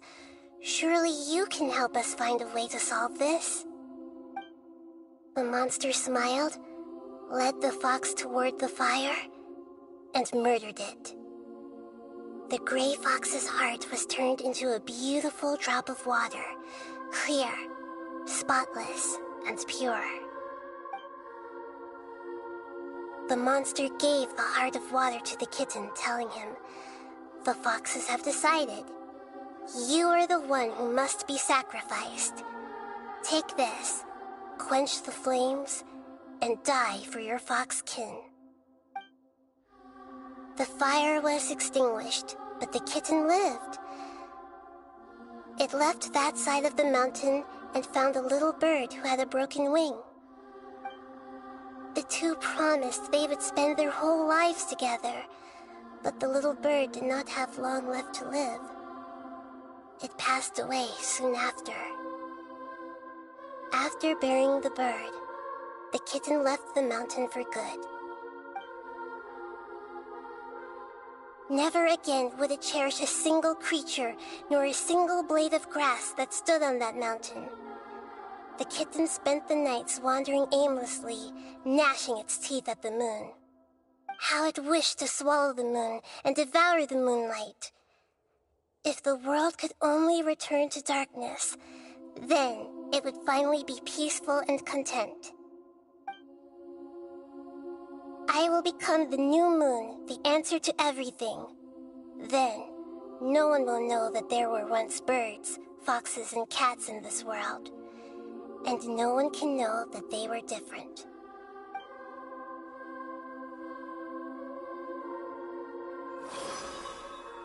We solved it!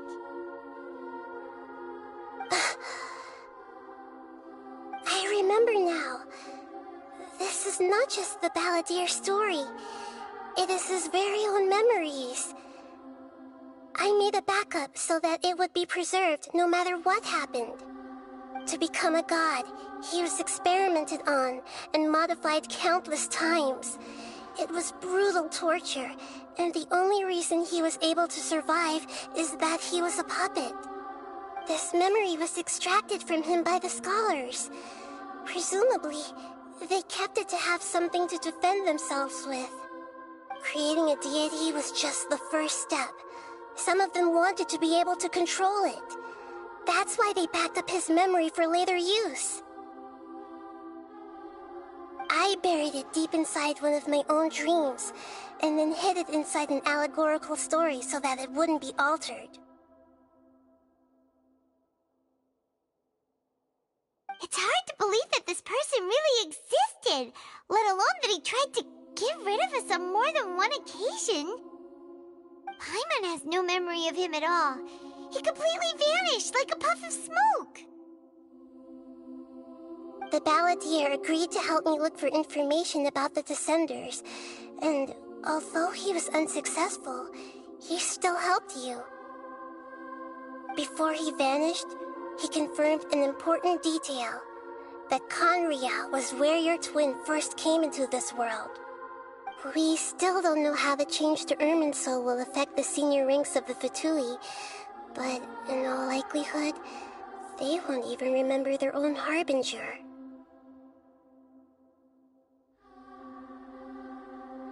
It sounds like Paimon wouldn't like this guy a whole lot if he was still around.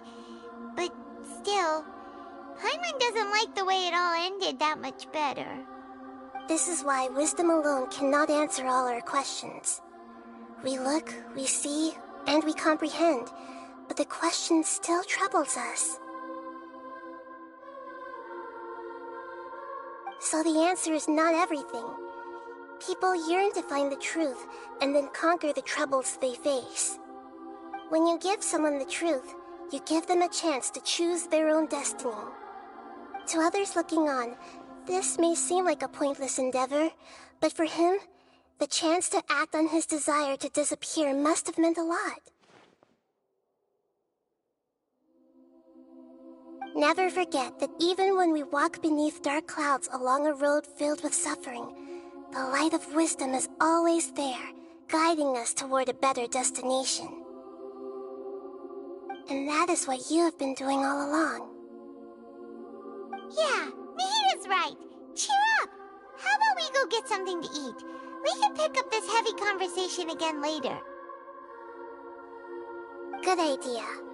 Paimon, why don't you take her out for a walk to clear her head? You got it! Come on, Traveler! You need to get out of your head for a while. You'll feel much better after taking a walk.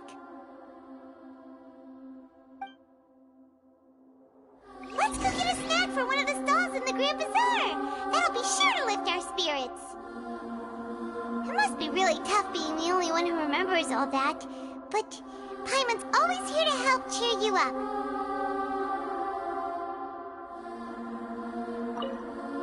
There's a few things I'd like to look into. You should go take a walk and try to unwind.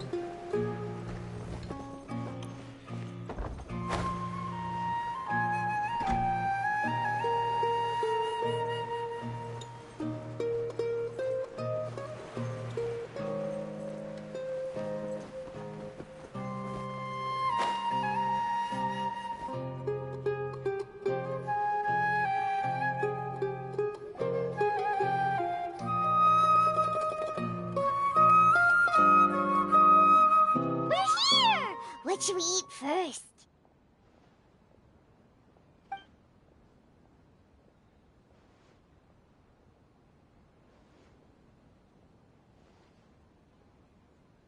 Hey, are you gonna answer or what?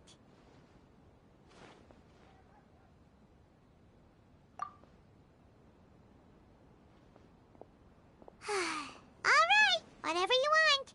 Well, Paimon will be right here when you figured stuff out. Then we can get something to eat.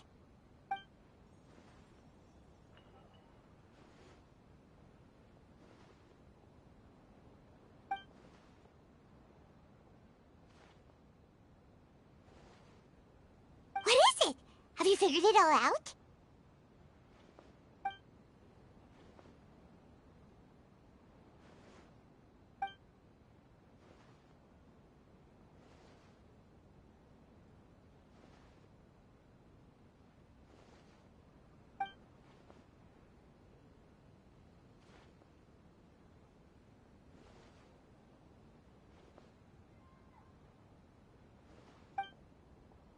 Why'd you jump up all of a sudden?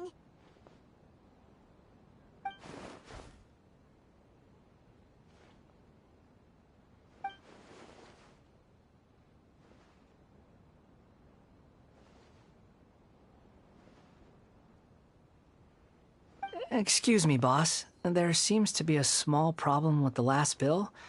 Look, here.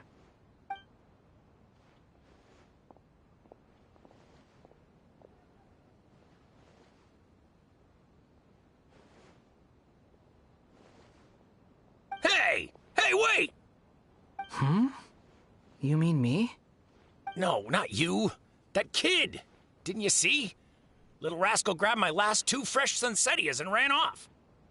Look, if you're gonna help out here, you can't keep spacing out, okay? What is it? Work's too boring for you? Or has the big city got too many distractions? I wasn't paying close enough attention. Sorry, boss. I think you're right. Maybe it's the city. It's so exciting. It can be hard to focus. Who's that guy? You know him or something?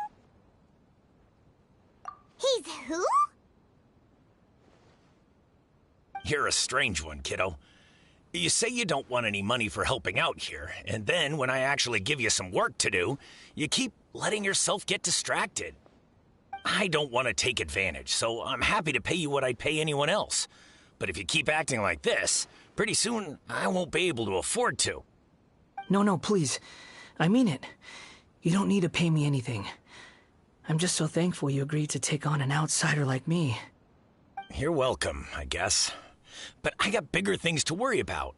Look, we're all out of Sunsettias, and I promised the lady down the street I'd deliver a fruit bowl this evening. Leave it to me. I'll find some more. Just a moment. I'll be right back. Stop. I'm gonna level with you, kiddo. I've never met a worker who said they didn't want a wage before. And at first, I got greedy. Couldn't believe my luck. But I figured you'd start asking for something in return eventually. You don't want money. You don't take days off. And in your free time, all I see you do is wander around, taking in the sights. Are you a drifter or something? That's right, I am. We can talk more about that later. First, let me get those fruits you needed. Sunsettias, was it? I'll be right back. Hey, what do we do now? Okay, stay out of sight. Don't let him see you.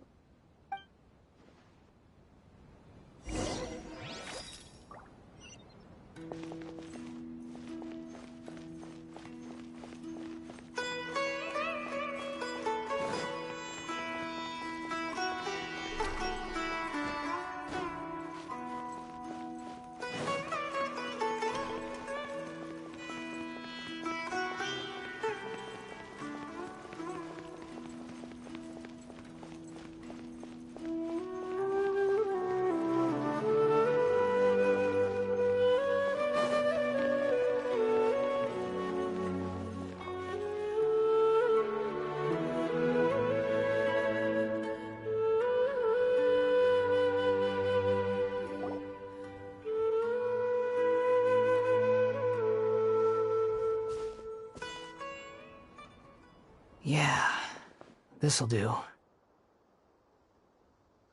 though you say he's the balladeer, what are we planning on doing? Stealing his Sunsettias? Isn't that a bit too cruel?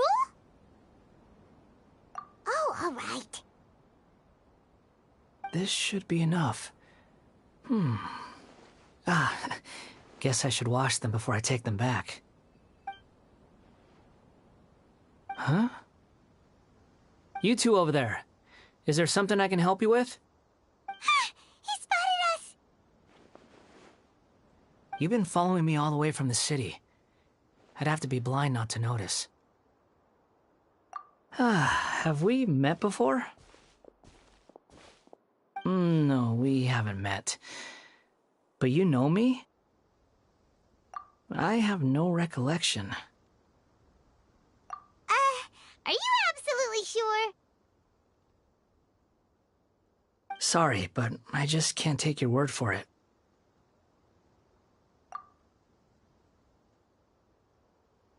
A puppet? What makes you think that?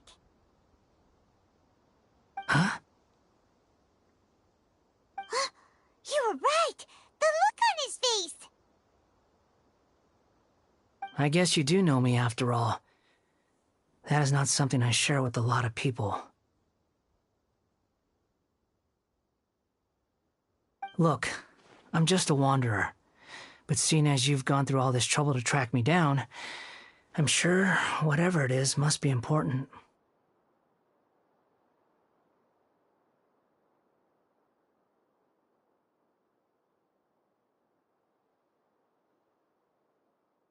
Okay, but please let me deliver these goods to my boss first. Are you really working for that guy? He said you don't want any more for it. Is that true? Yes, I ran into him out in the wilderness during a storm, and he let me take shelter in his cart. In return, I said I'd be his helper for a while. That's oddly nice of you. Let me take these back. Then I'll come with you, okay? Then let's return to the city.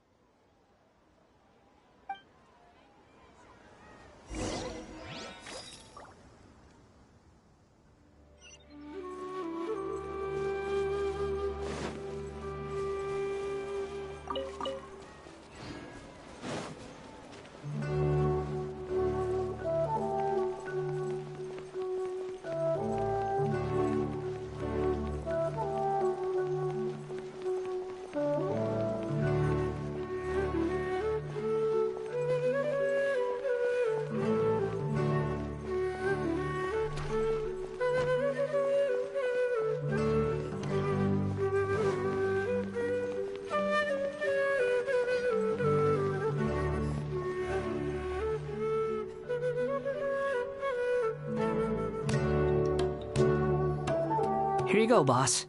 I'll leave them right here. Oh, you really went and picked some more. Who are these two? Something's come up, and they need to borrow me. Sorry, boss. I'm afraid I'll be away from the stall for a while. I was just about to pay you anyway. Go wherever you want, kid. Don't waste your time here. What? I get it, okay? You just wanted to help me out, to thank me for giving you shelter from the rain that day. Even then, I don't understand why you're so adamant that you don't want any pay for it. But look, it was pouring down, and there you were, sauntering along without a care in the world, like you had nowhere to be and didn't even care that it was raining.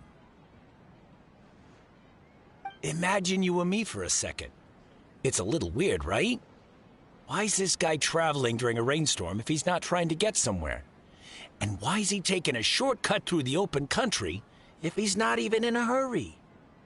But anyway, taking you in didn't put me out even slightly. You don't owe me a thing for it. Certainly not all this. Your time is valuable. You know, you should go live your life. But I don't...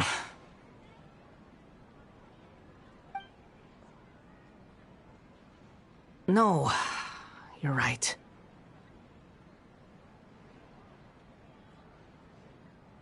Then I suppose this is where we say goodbye. Thank you again for taking me into the city. Don't mention it, kiddo. I've run into all kinds of characters over the years. I just hope you find your path. Thank you.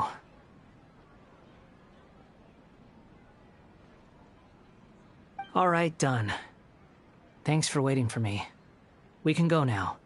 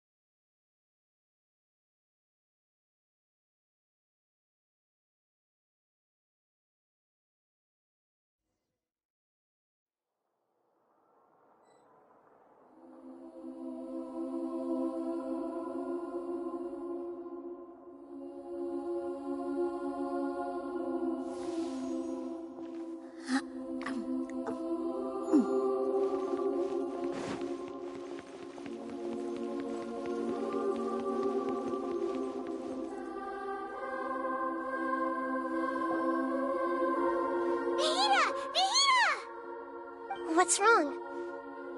Huh? Are you? Hello. I do apologize for the sudden intrusion. We found this guy in the street, but he doesn't seem to remember anything. So, yeah, quite an eventful walk.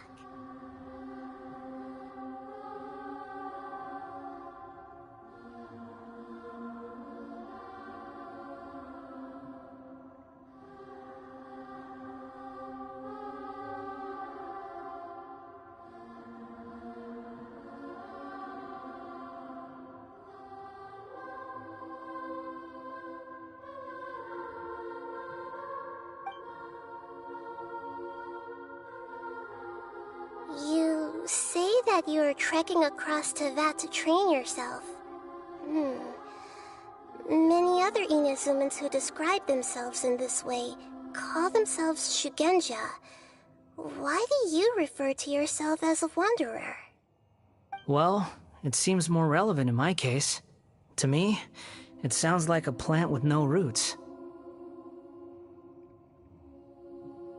But these two claim that they know me, and that I have a hidden past unknown even to myself. I wouldn't call it the past, but rather... this is a difficult one to explain. I don't like to rely on using terms like this often, but in your case, it seems that it ought to be called, previous incarnation. Oh, like a past life or something? Yes, something far more distant than the past. So far away that you cannot perceive it. Okay, I have to ask. What was I like in my previous incarnation?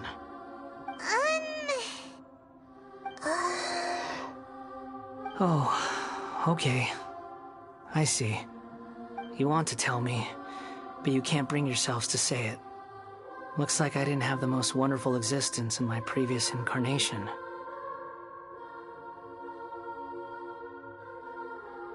If it's that difficult to talk about, I have no doubt it will be just as difficult to hear. But I'll be able to handle it.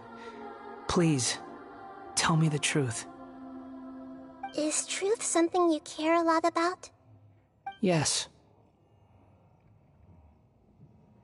Then I'll be straight with you. In your previous incarnation, you did many things that would be considered evil. You nearly died because of what other people did, and many died because of you. As a non-human being, you hated gods and humans alike. You drifted from place to place, never able to settle, even where you found status and identity. You adamantly believed that you were missing a heart. Actions rooted in persistence sometimes bear bitter fruit. Sometimes, you have to let parts of yourself go, or you'll never be happy.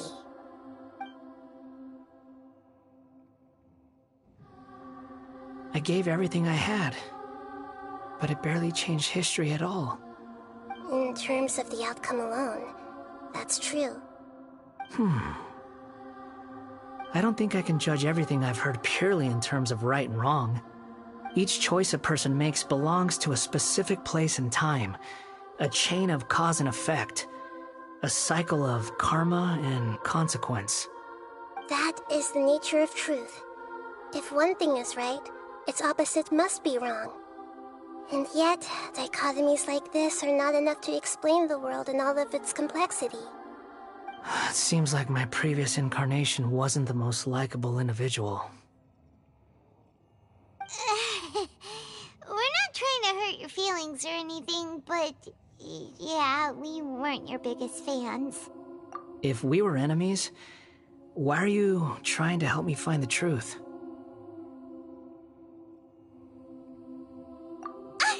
This is so frustrating! This guy's supposed to be our arch enemy, but now he's just some random stranger we met on the street! He's got so much to answer for, but we can't make him talk because he doesn't remember anything. What a weird situation. Lesser Lord Kusanali, as the God of Wisdom, I trust that everything you told me must be true. Yes, It's all true. I can even show you the memories themselves, if you're willing. Please, I want to see them for myself. I want to experience my own transgressions. Even though it will cause your present self great mental anguish? I'm just a puppet, with no heart and no name. There is nothing in this world for me to cling to fill the void within me. Except maybe these sins that can never be undone. Very well. As you wish. Wait, shouldn't we go with him? This one's kind of on us for bringing him here. Don't worry. Whatever danger I might face, it's my burden to bear. Traveler, could I ask you to supervise him on my behalf? Oh, good point. Given your, unique situation, we'd better keep an eye on you. Understood. Thank you. Now, prepare yourselves, everyone.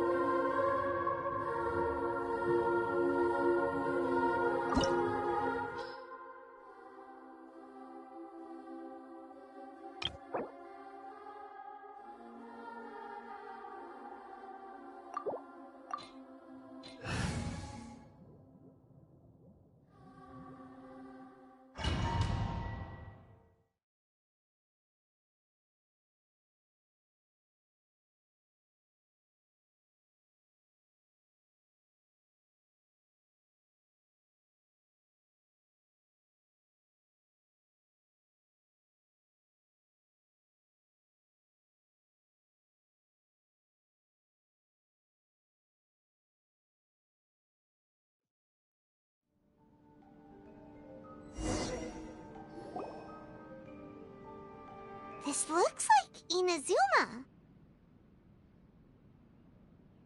Right now, you're in a dream I created using information extracted from your memories. These memories will show you the raw truth, but be aware that enemies may react just like in the real world. Please be careful. Sounds like an immersive experience. It's a good thing we came along. You don't need to do this for me. I don't deserve your protection. We never give up halfway. Well, we had to once, but that was your doing.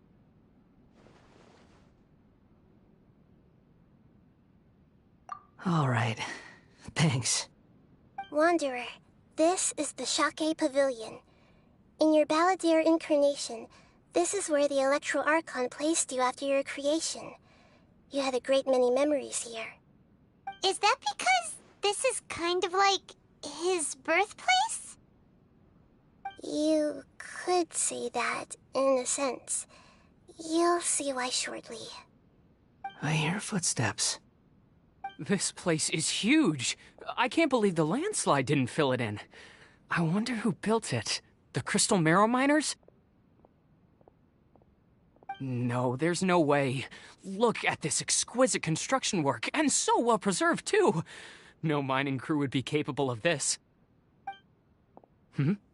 There's someone passed out on the ground. Who are you? You're awake. What happened? How'd you get stuck here? Are you injured? Not a scratch. And these fine clothes. Who are you? This man is Katsuragi, deputy to Torichiyo's adopted son, Mikoshi Nagamasa. He found the Balladeer in Shake Pavilion and took him back to Tatarasuna. And the rest is history. Well, it used to be. In the original version of events, Katsuragi was ultimately killed by Nagamasa. Let me get you out of here. Our people are nearby. Hang in there.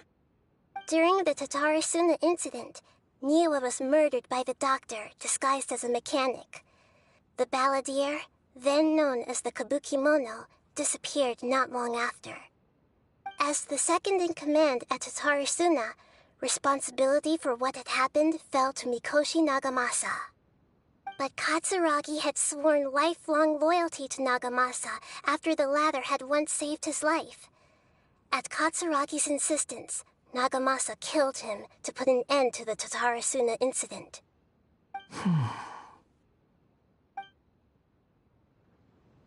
Katsuragi seems like he was a good guy. He looks like a warrior, but he has a kind face. Why couldn't he live a long and happy life?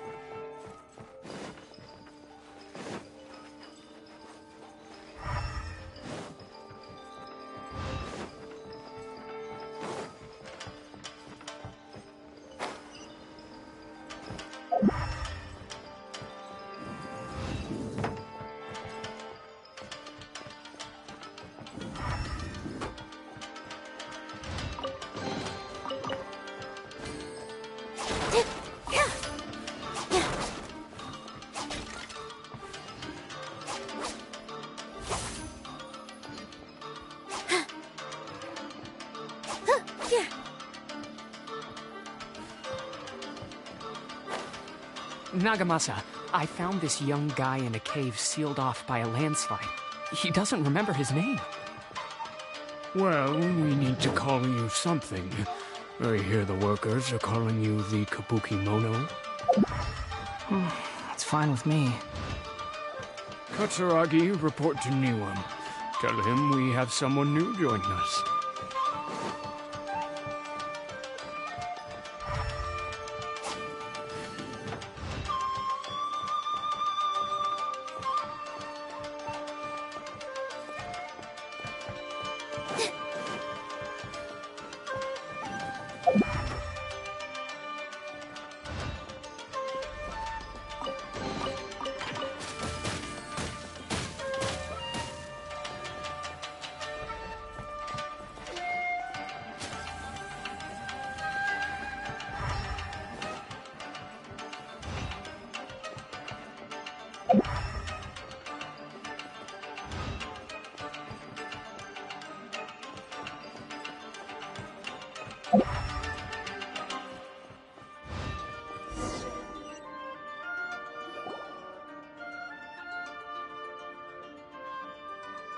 Huh? What are we doing back here? Whoa, this is where you were born? It's pretty, but there's nobody here. I was abandoned, like you. I lived here for a while at first, but there's nothing for us here. We can't stay. Okay. I heard my mom and dad used to make swords, but the factory manager died, and then my dad got sick.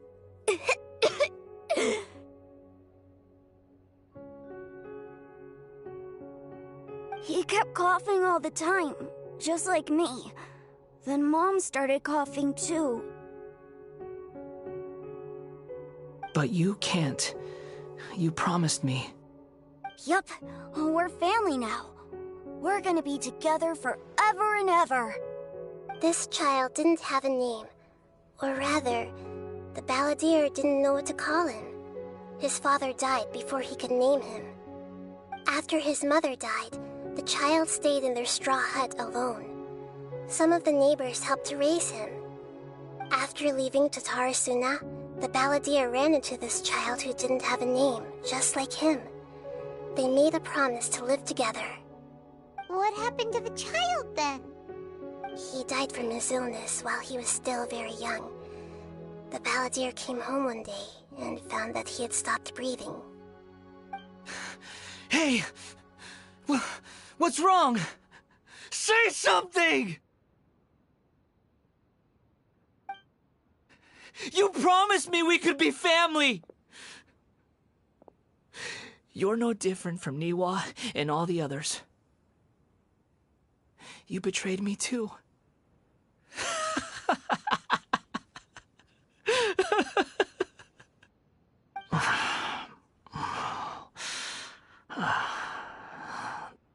The voices have gone.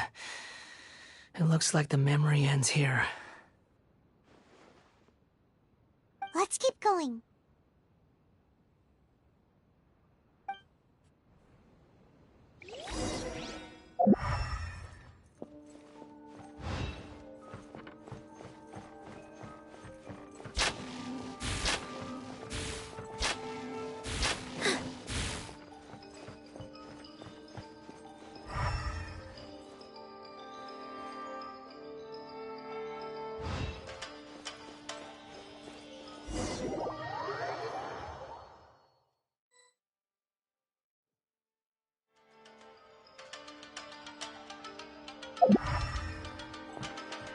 You do realize you're blocking my path. I come not to obstruct you. I've been waiting. What you are truly is a weapon. One that could be wielded with an iron will. Or you could continue to drift aimlessly. Are you trying to win me over? Long-fated rebellion has begun. Why not take your place at the banquet and join those who shall feast?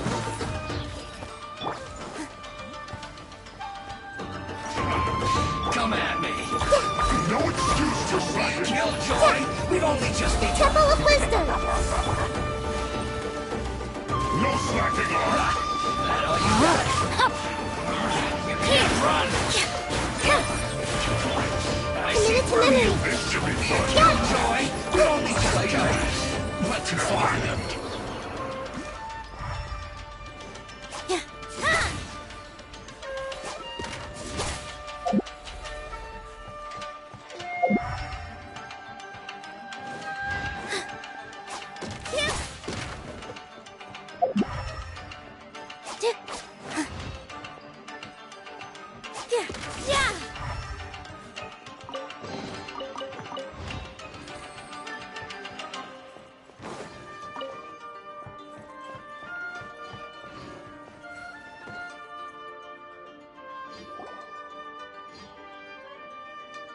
This place is dark.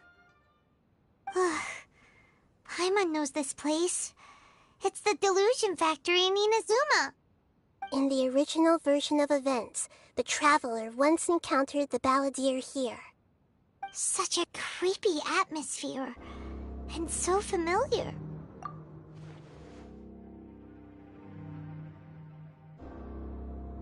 Hey, look over there! Well, well, my fair lady.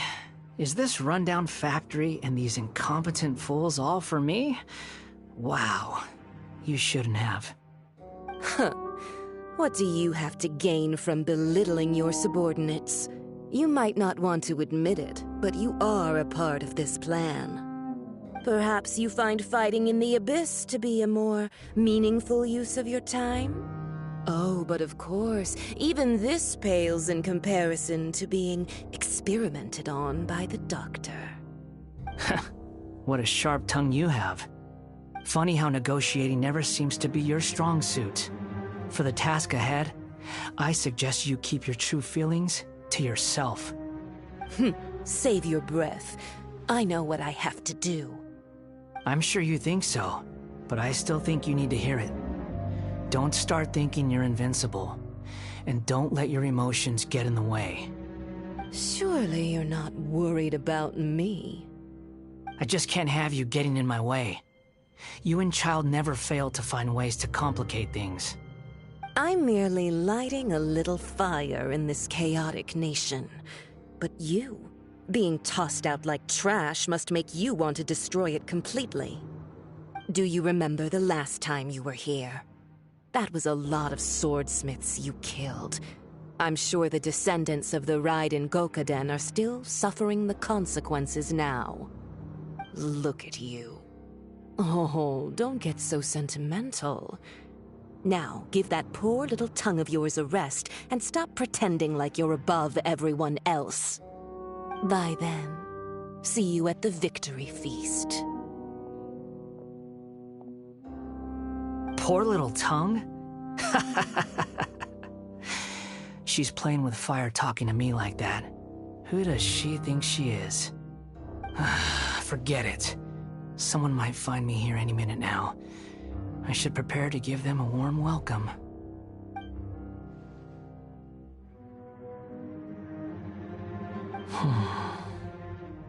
The plot does not end here. There is more of this story to come. Wanderer, are you able to continue? Yes. Please don't worry about me.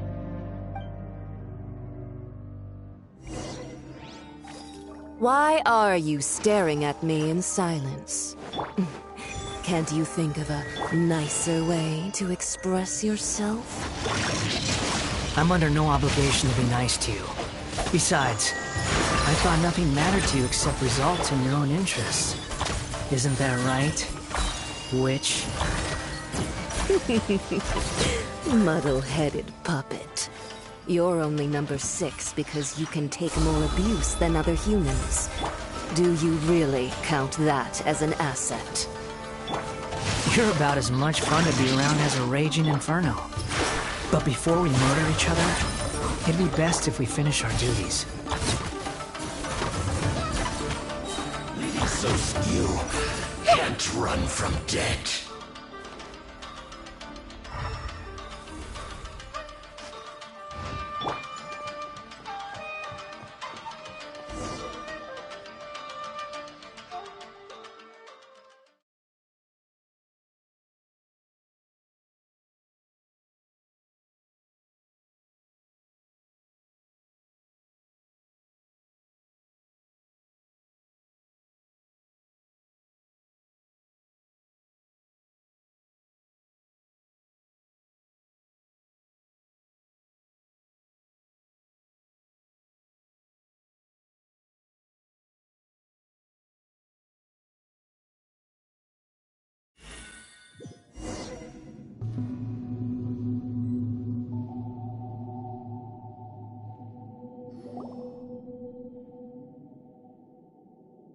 Looks like we've arrived in Sumeru. Is that? Considering that Amorta's sage, Nafis, refused to join this project, I'll take part in the experiment in his place. Welcome. I look forward to a fruitful collaboration. When do we start? You seem impatient. You should know that becoming a god is far from a trivial affair. The biological transformation is a lengthy process. As such, I too would recommend that we commence as soon as possible. In the event that a successful connection is established, his body will become permanently bound to the machine, and he will be unable to move independently of it. Nothing worse than what I've been through before then, Doctor. You were the most resilient test subject I ever came across. Thanks to you, I was able to garner a great deal of information. Alas, after that, you were under orders to remain in the abyss. We barely saw each other, and it became difficult to further refine the knowledge I had gained. That was gracefully worded. Ever wonder what they think if they knew that nothing matters to you, apart from your crazy experiments?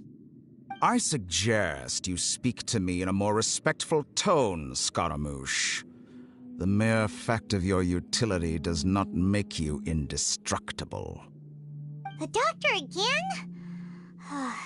That was uncomfortable to watch. That person gives off a very sinister energy. It's normal for him to give you the creeps. He scares the bejeebers out of Paimon. Let's move on.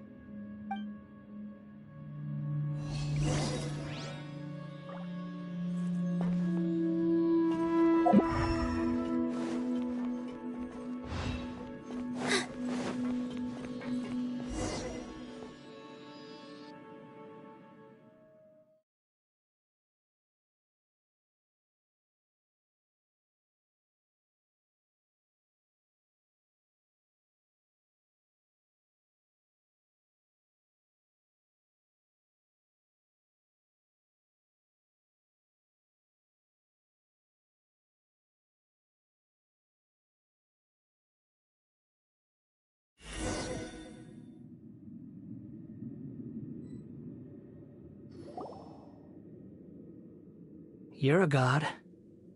Do you think I'm evil? If you accept that he is you, just as you are you, then yes, you are evil. In your eyes, are there any differences between humans and puppets?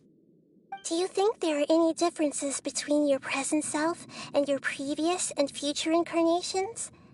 If not, then what are the differences between humans and puppets? Whoever has tasted the joys and sorrows of life in the human realm is human.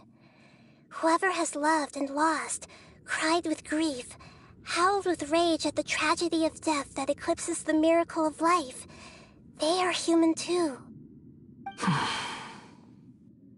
I've seen enough of my past. If possible, I'd like to reclaim the sins that are mine to bear. No matter the consequences, I won't run from blame or punishment. Whatever I am due, let it come to pass. Can you return my memories to me? Huh? But won't that mean you'll lose your current identity? I've always believed that human lives follow a set of rules, with each person being a collection of past experiences. As a puppet living in a human world, my life is subject to the same rules. Regaining your memories means reverting completely to your previous incarnation.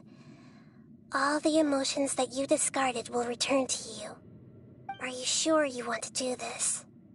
I've lived with a void in my chest my whole life. My creator didn't need me. And ever since I awoke, I've just drifted from one place to the next. But then I met you.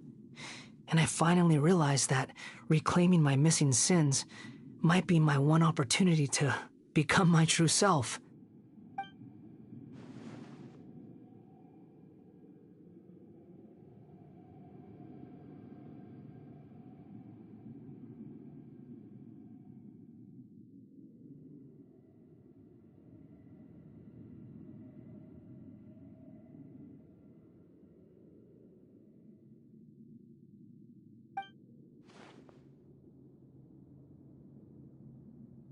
I've always felt I have an innate tendency to yearn for something more, in a way that goes deeper than for most people. But for all my soul-searching as a Shugenja, I've never fully understood it. Looking at it now, it seems that I brought this curse upon myself. So I beg you, grant me this opportunity to gain a purpose, to change my destiny, and end my wandering. Very well. Since your mind is made up, I will return to you that which is yours.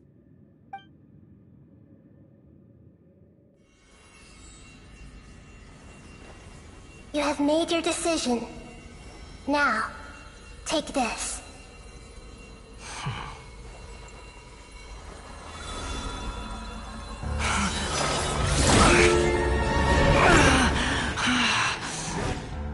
Set him free. A puppet?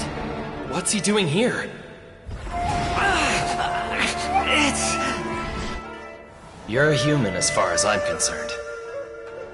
Everyone's here. Wonderful. What a fine blade. Nagamasa will be thrilled. This is my...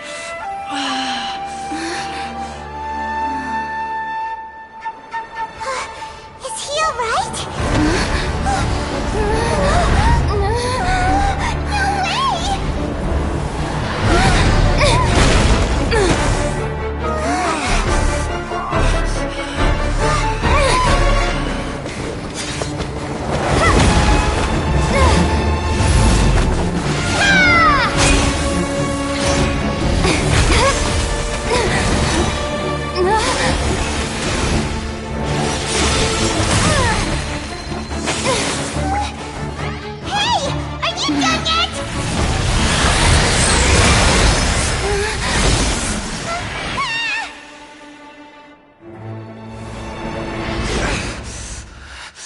All worthless dross will be purged. That's why this won't be the end.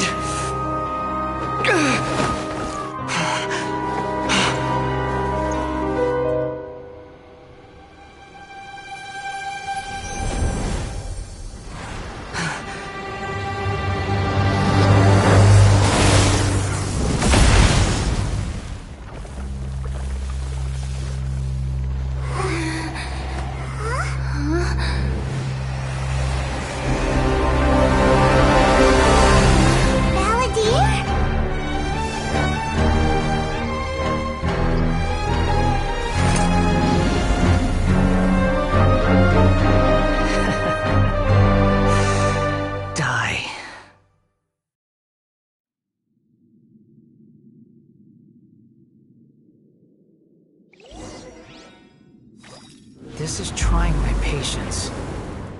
Have you got all your memories back now? Have you got any more stupid questions?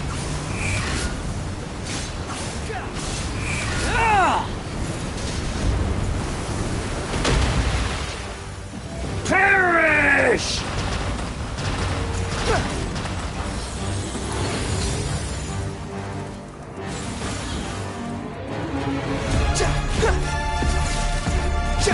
At my command, you shall fall!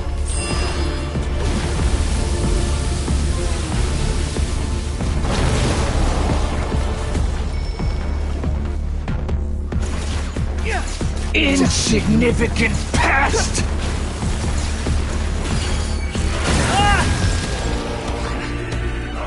Quit following me. The wind rises. Feeble human!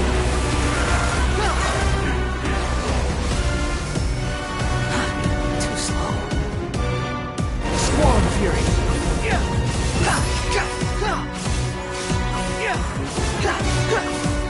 My endless cycle begins!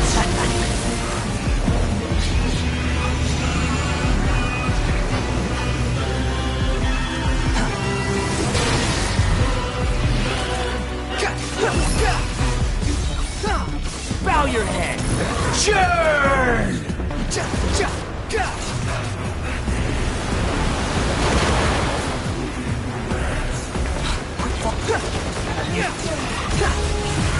Behold, feeble human!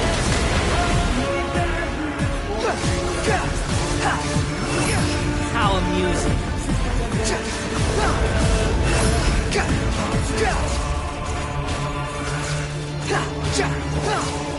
Insignificant pest! Squall fury!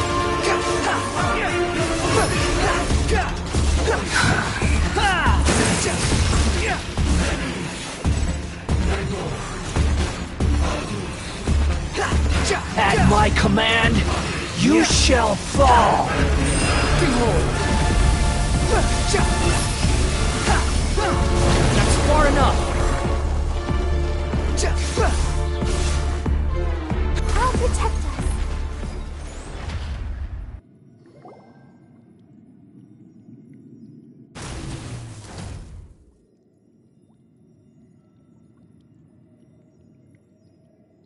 Imbecile! Get out of my sight. It disappeared. Did we win? What did you expect? I'd never lose to that. There's the tone of voice again. You're definitely back to your old self. Wait, but it was you inside that thing too. What have you got to be smug about? Sorry. I'm harsh on myself and everyone else. Just the way I am. You sound like you're concerned about me.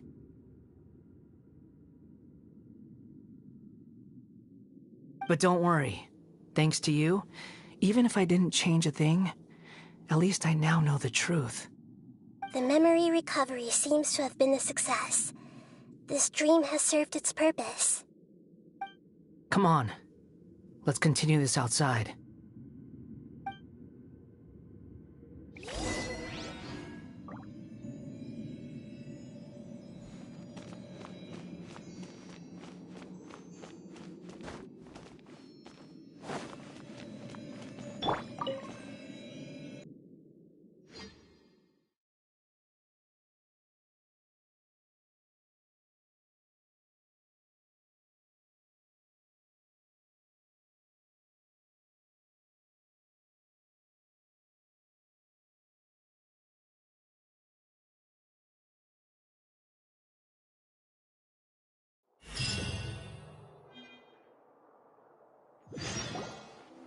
Welcome back, Traveler, Paimon, Balladeer. It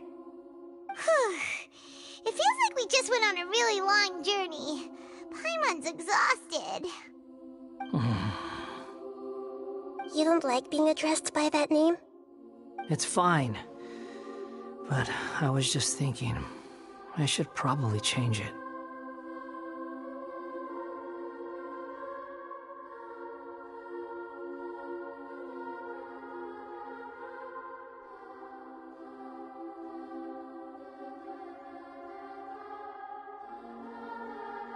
After learning about everything the doctor did, there's no way I can carry on using a name connected to him. I'm not planning on returning to the Fatui, and they wouldn't take me back anyway. Recent events will have affected a lot of people, and they might not even remember who the sixth is. So, you're quitting the Fatui for good? It's like you said, Lesser Lord Kusanali. Everything may look futile, but it wasn't completely meaningless. At least I made a lot of people forget about me. But that doesn't mean your own past has disappeared. Of course. And your main goal, for which you gave up everything you had, you weren't able to achieve it.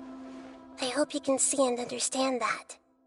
Changing the world, changing the past, changing the fates of other people, these are not simple things to accomplish. What you are looking for is complete annihilation. But this is just a fantasy. Even if the Balladeer is removed from existence, the world will not heed your will. Indeed. How ridiculous. Do you regret doing all that when you've gotten so little in return? Even if I'm completely worthless, there's nothing in the world worth regretting. Lesser Lord Kusanali, you purposely left that information in Irminsul, didn't you? Yes, and I took pains to make sure that you'd acquire that information naturally. Why would you go to such lengths? You trying to win me over too? In all honesty, your past experiences have made you a useful asset to Sumeru and to me. Winning you over was indeed a part of my plan. But before that, I wanted to tell you the truth about your past.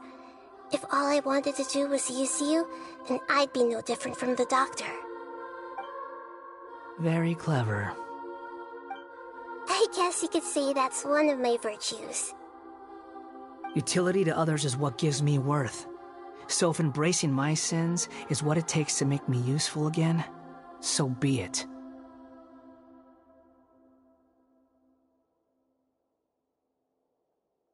Oh right, I almost forgot. You're the good guys. You're into justice and all that. Sorry if I have a slightly different perspective on things, but I don't feel like I've been duped. The wisest leaders are fated to end up with the best helpers. I can live with that. I'm glad you're able to think of it in that way.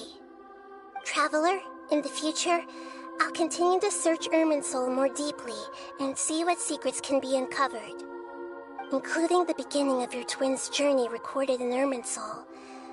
What exactly happened before and after that point? I want to know as well. I will try. Traveler. After I dove into the information torrents in Irminsul, why did you go to Inazuma? So that's how you found out whose fate had changed. And how? Well, whatever your reasons, you did me a favor. And I'll do everything I can to pay it back.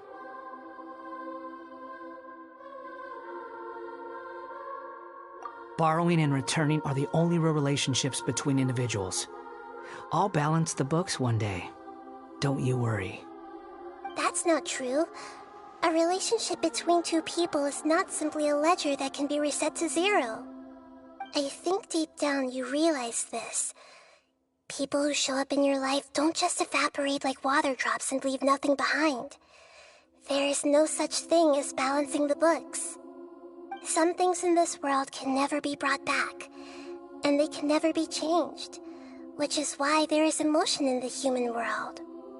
Everything that you feel is real and lasting, and whatever is missing in you will not be made whole. To be human is to live with imperfections. You can choose whether or not you want to be human. But humans can't live without a heart, can they? Anyway, I gave up trying to become a human a long time ago. You understand what pain is perfectly well, even without a heart. You're just bearing your feelings. The past is set in stone, but you can keep moving on. And the longer your future lasts, the shorter your past will become, until one day, it is but a tiny fraction of your life. Sounds like you've got a future planned out for me.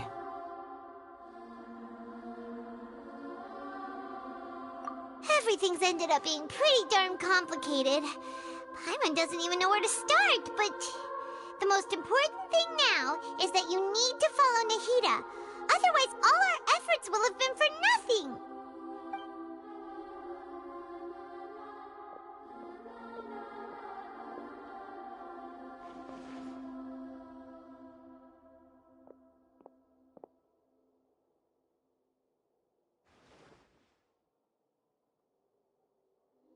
Then I guess I'll be helping you from behind the scenes from now on. I'm glad that you've accepted our proposal. Why don't you choose a new name to celebrate? Ooh! Paimon wants to pick an ugly nickname for you, too. Why? Because Paimon still doesn't like you that much. Then I hope we don't see much of each other in the future. A name is life's first gift. You didn't say it out loud, but I know that's what you're thinking. The Traveler and Paimon have helped you a lot. If you can't decide on a new name, maybe you can ask them for ideas.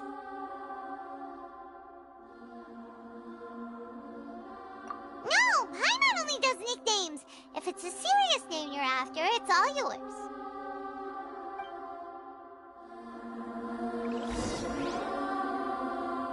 Have you got anything?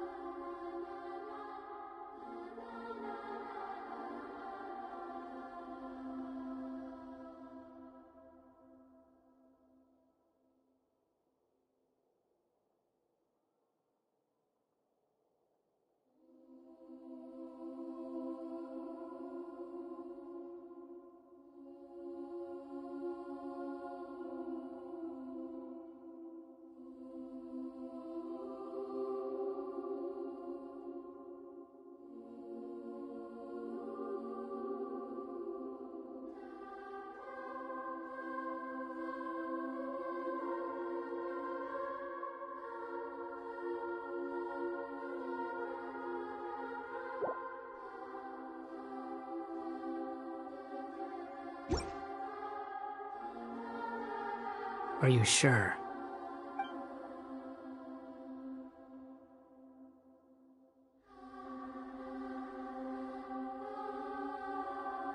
Oh, all right. If you say so.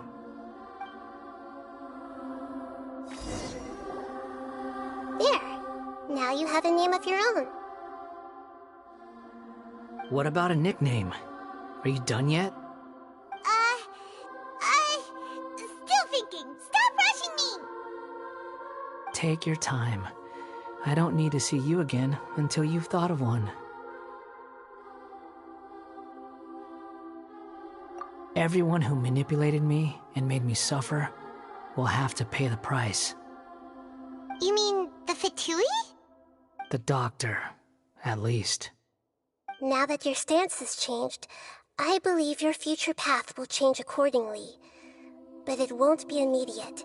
You still need some time to compose yourself. One more thing. There are still some descendants of the Raiden Gokuden living in Inazuma. Some of them know. Well, they ought to know about the connection between Raiden Gokuden and myself. I don't plan to leave Sumeru for the time being. If you see them in Inazuma, please tell them that I was the one responsible for the Raiden Gokuden's downfall. Even though the events have been erased from the world, they still deserve to know the truth. I see. That is up to you. Huh? But if we do that, then... It's fine. Let them stab their blades into my chest if they so desire. Maybe that's how it always should have been. What's that look for? Don't make that face. I know what I'm doing. That day will come. Alright, we're done here. Goodbye, wise deity. And you too. He's gone. What he went through today would have been like living an entire lifetime in an instant. He'll need some time to calm down. Yeah, true. But even so, after everything that's happened, he doesn't seem quite as fierce anymore. So we can finally go eat? Paimon is starving. Thank you both. I hope you will find somewhere nice to go and relax for a while.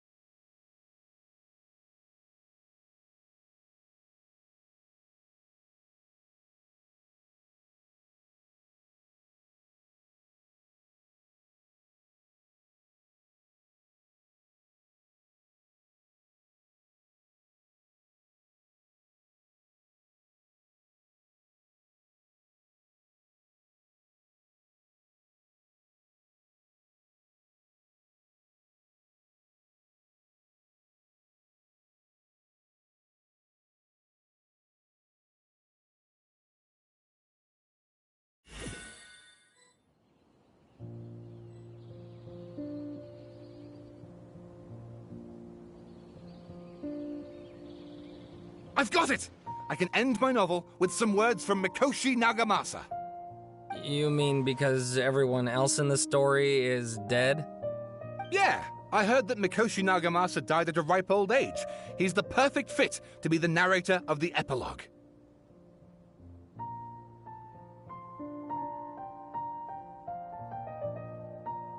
The dark clouds had dissipated, but they continued to cast their shadow in Mikoshi Nagamasa's mind for decades to come. Then, one night, as an old man, he had a dream. On the night when that prized blade, the Daitatara Nagamasa, was forged, the people rejoiced, and there was painting, dancing, and drinking. All these expressions of joy melted down in the furnace fire and turned into red clouds that rallied around the final sunrise that Mikoshi Nagamasa saw in his lifetime. Life is a story too long to be told, a journey that you must walk to behold.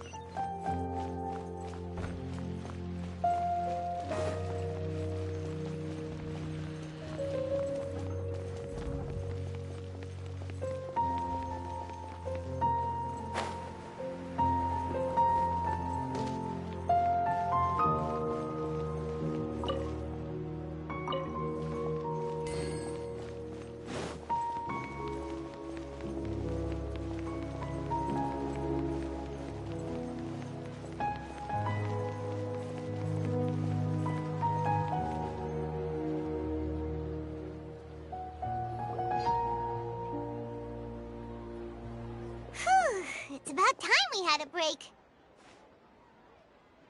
As soon as you stop, all the tiredness and hunger comes rushing back. Wow, great! Huh? Look at the vase. Did someone break it while they were cleaning the room or something? But Paimon doesn't remember there being a cleaner.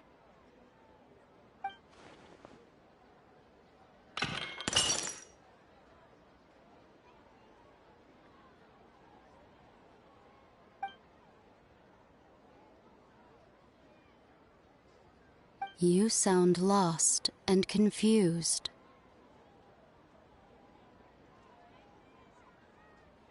I know why you are troubled. Any who knew of this would find their mind overwhelmed. Huh?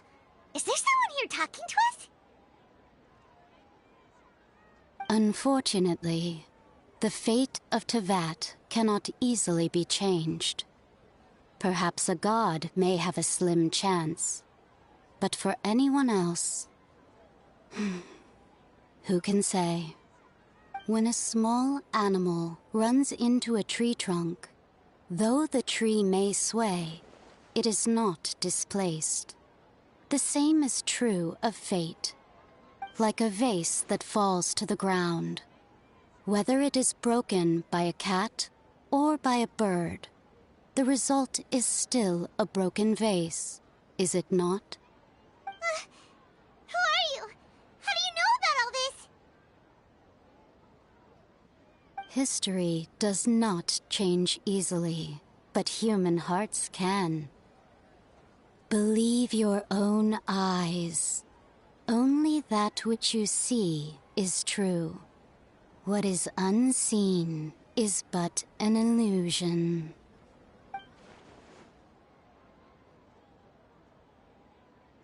The voice has disappeared.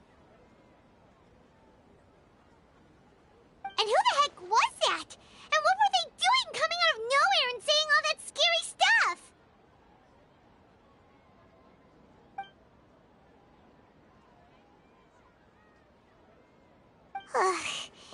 Anyway, that vase is still lying there broken on the ground.